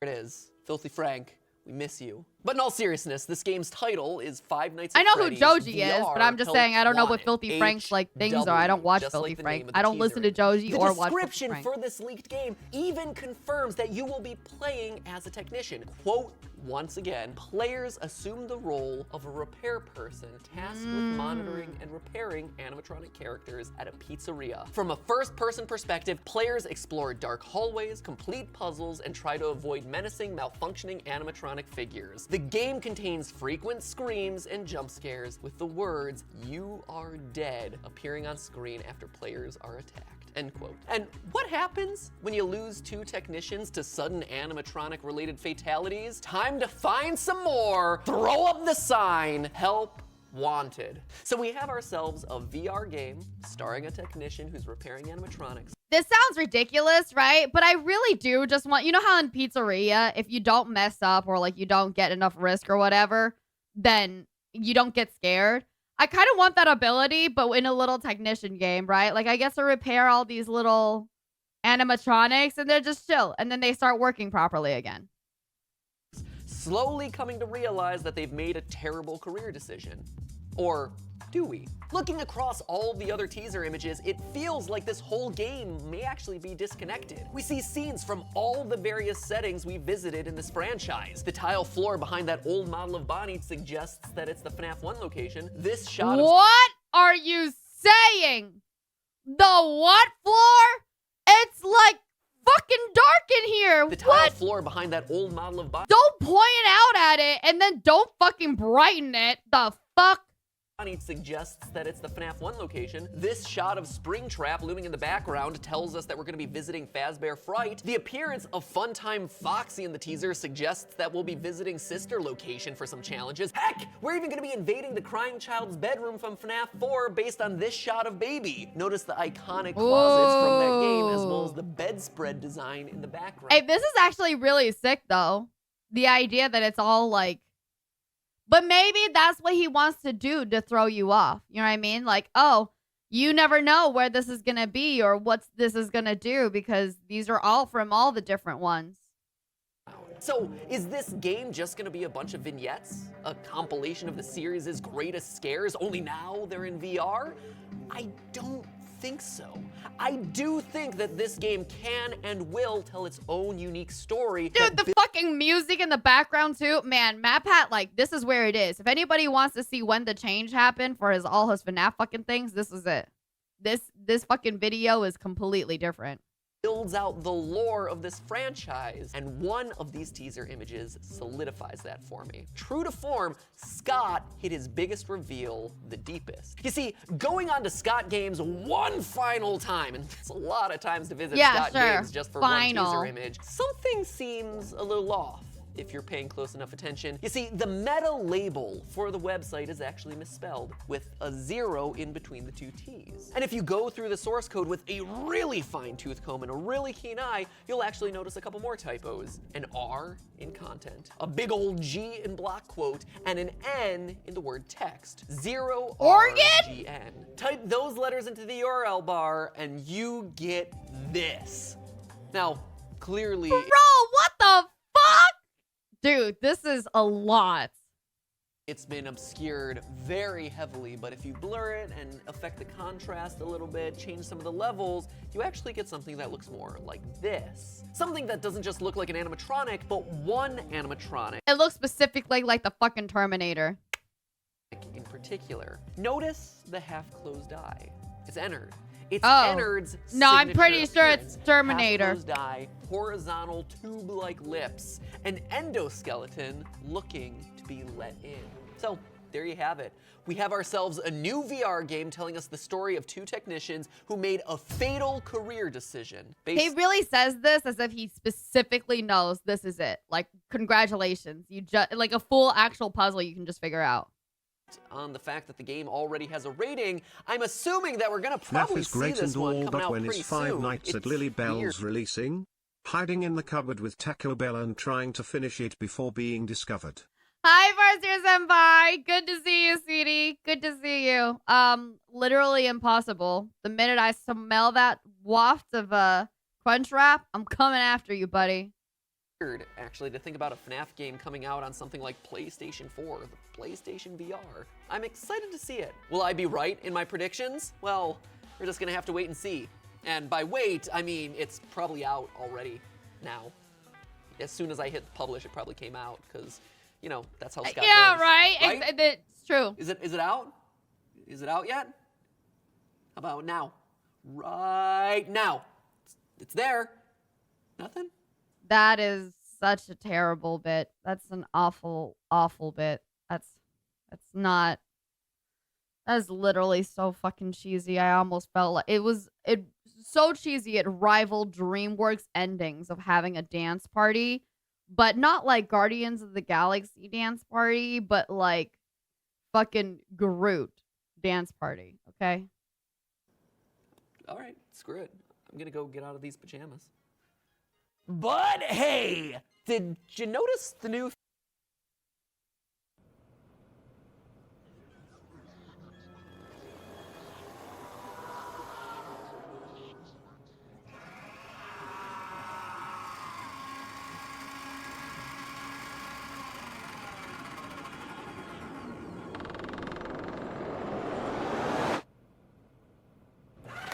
it's back. It's back. No 13 yet? Yeah, no 13 yet. That's okay. Everybody wish 13 a very good match. 13 is in the middle of an ape. Oh, never mind. 13 is sending a friend request. I have lied. Literally just now. Did you win? Did you win, 13? You're good. Don't worry. Yeah, I'm the sexiest not Vtuber going on anywhere. Twitch. Thank you, Tactical. I appreciate it. Finish in third. Hey, let's go. Let's do it. All right, I'm going to call you, and you're going to pick up, okay?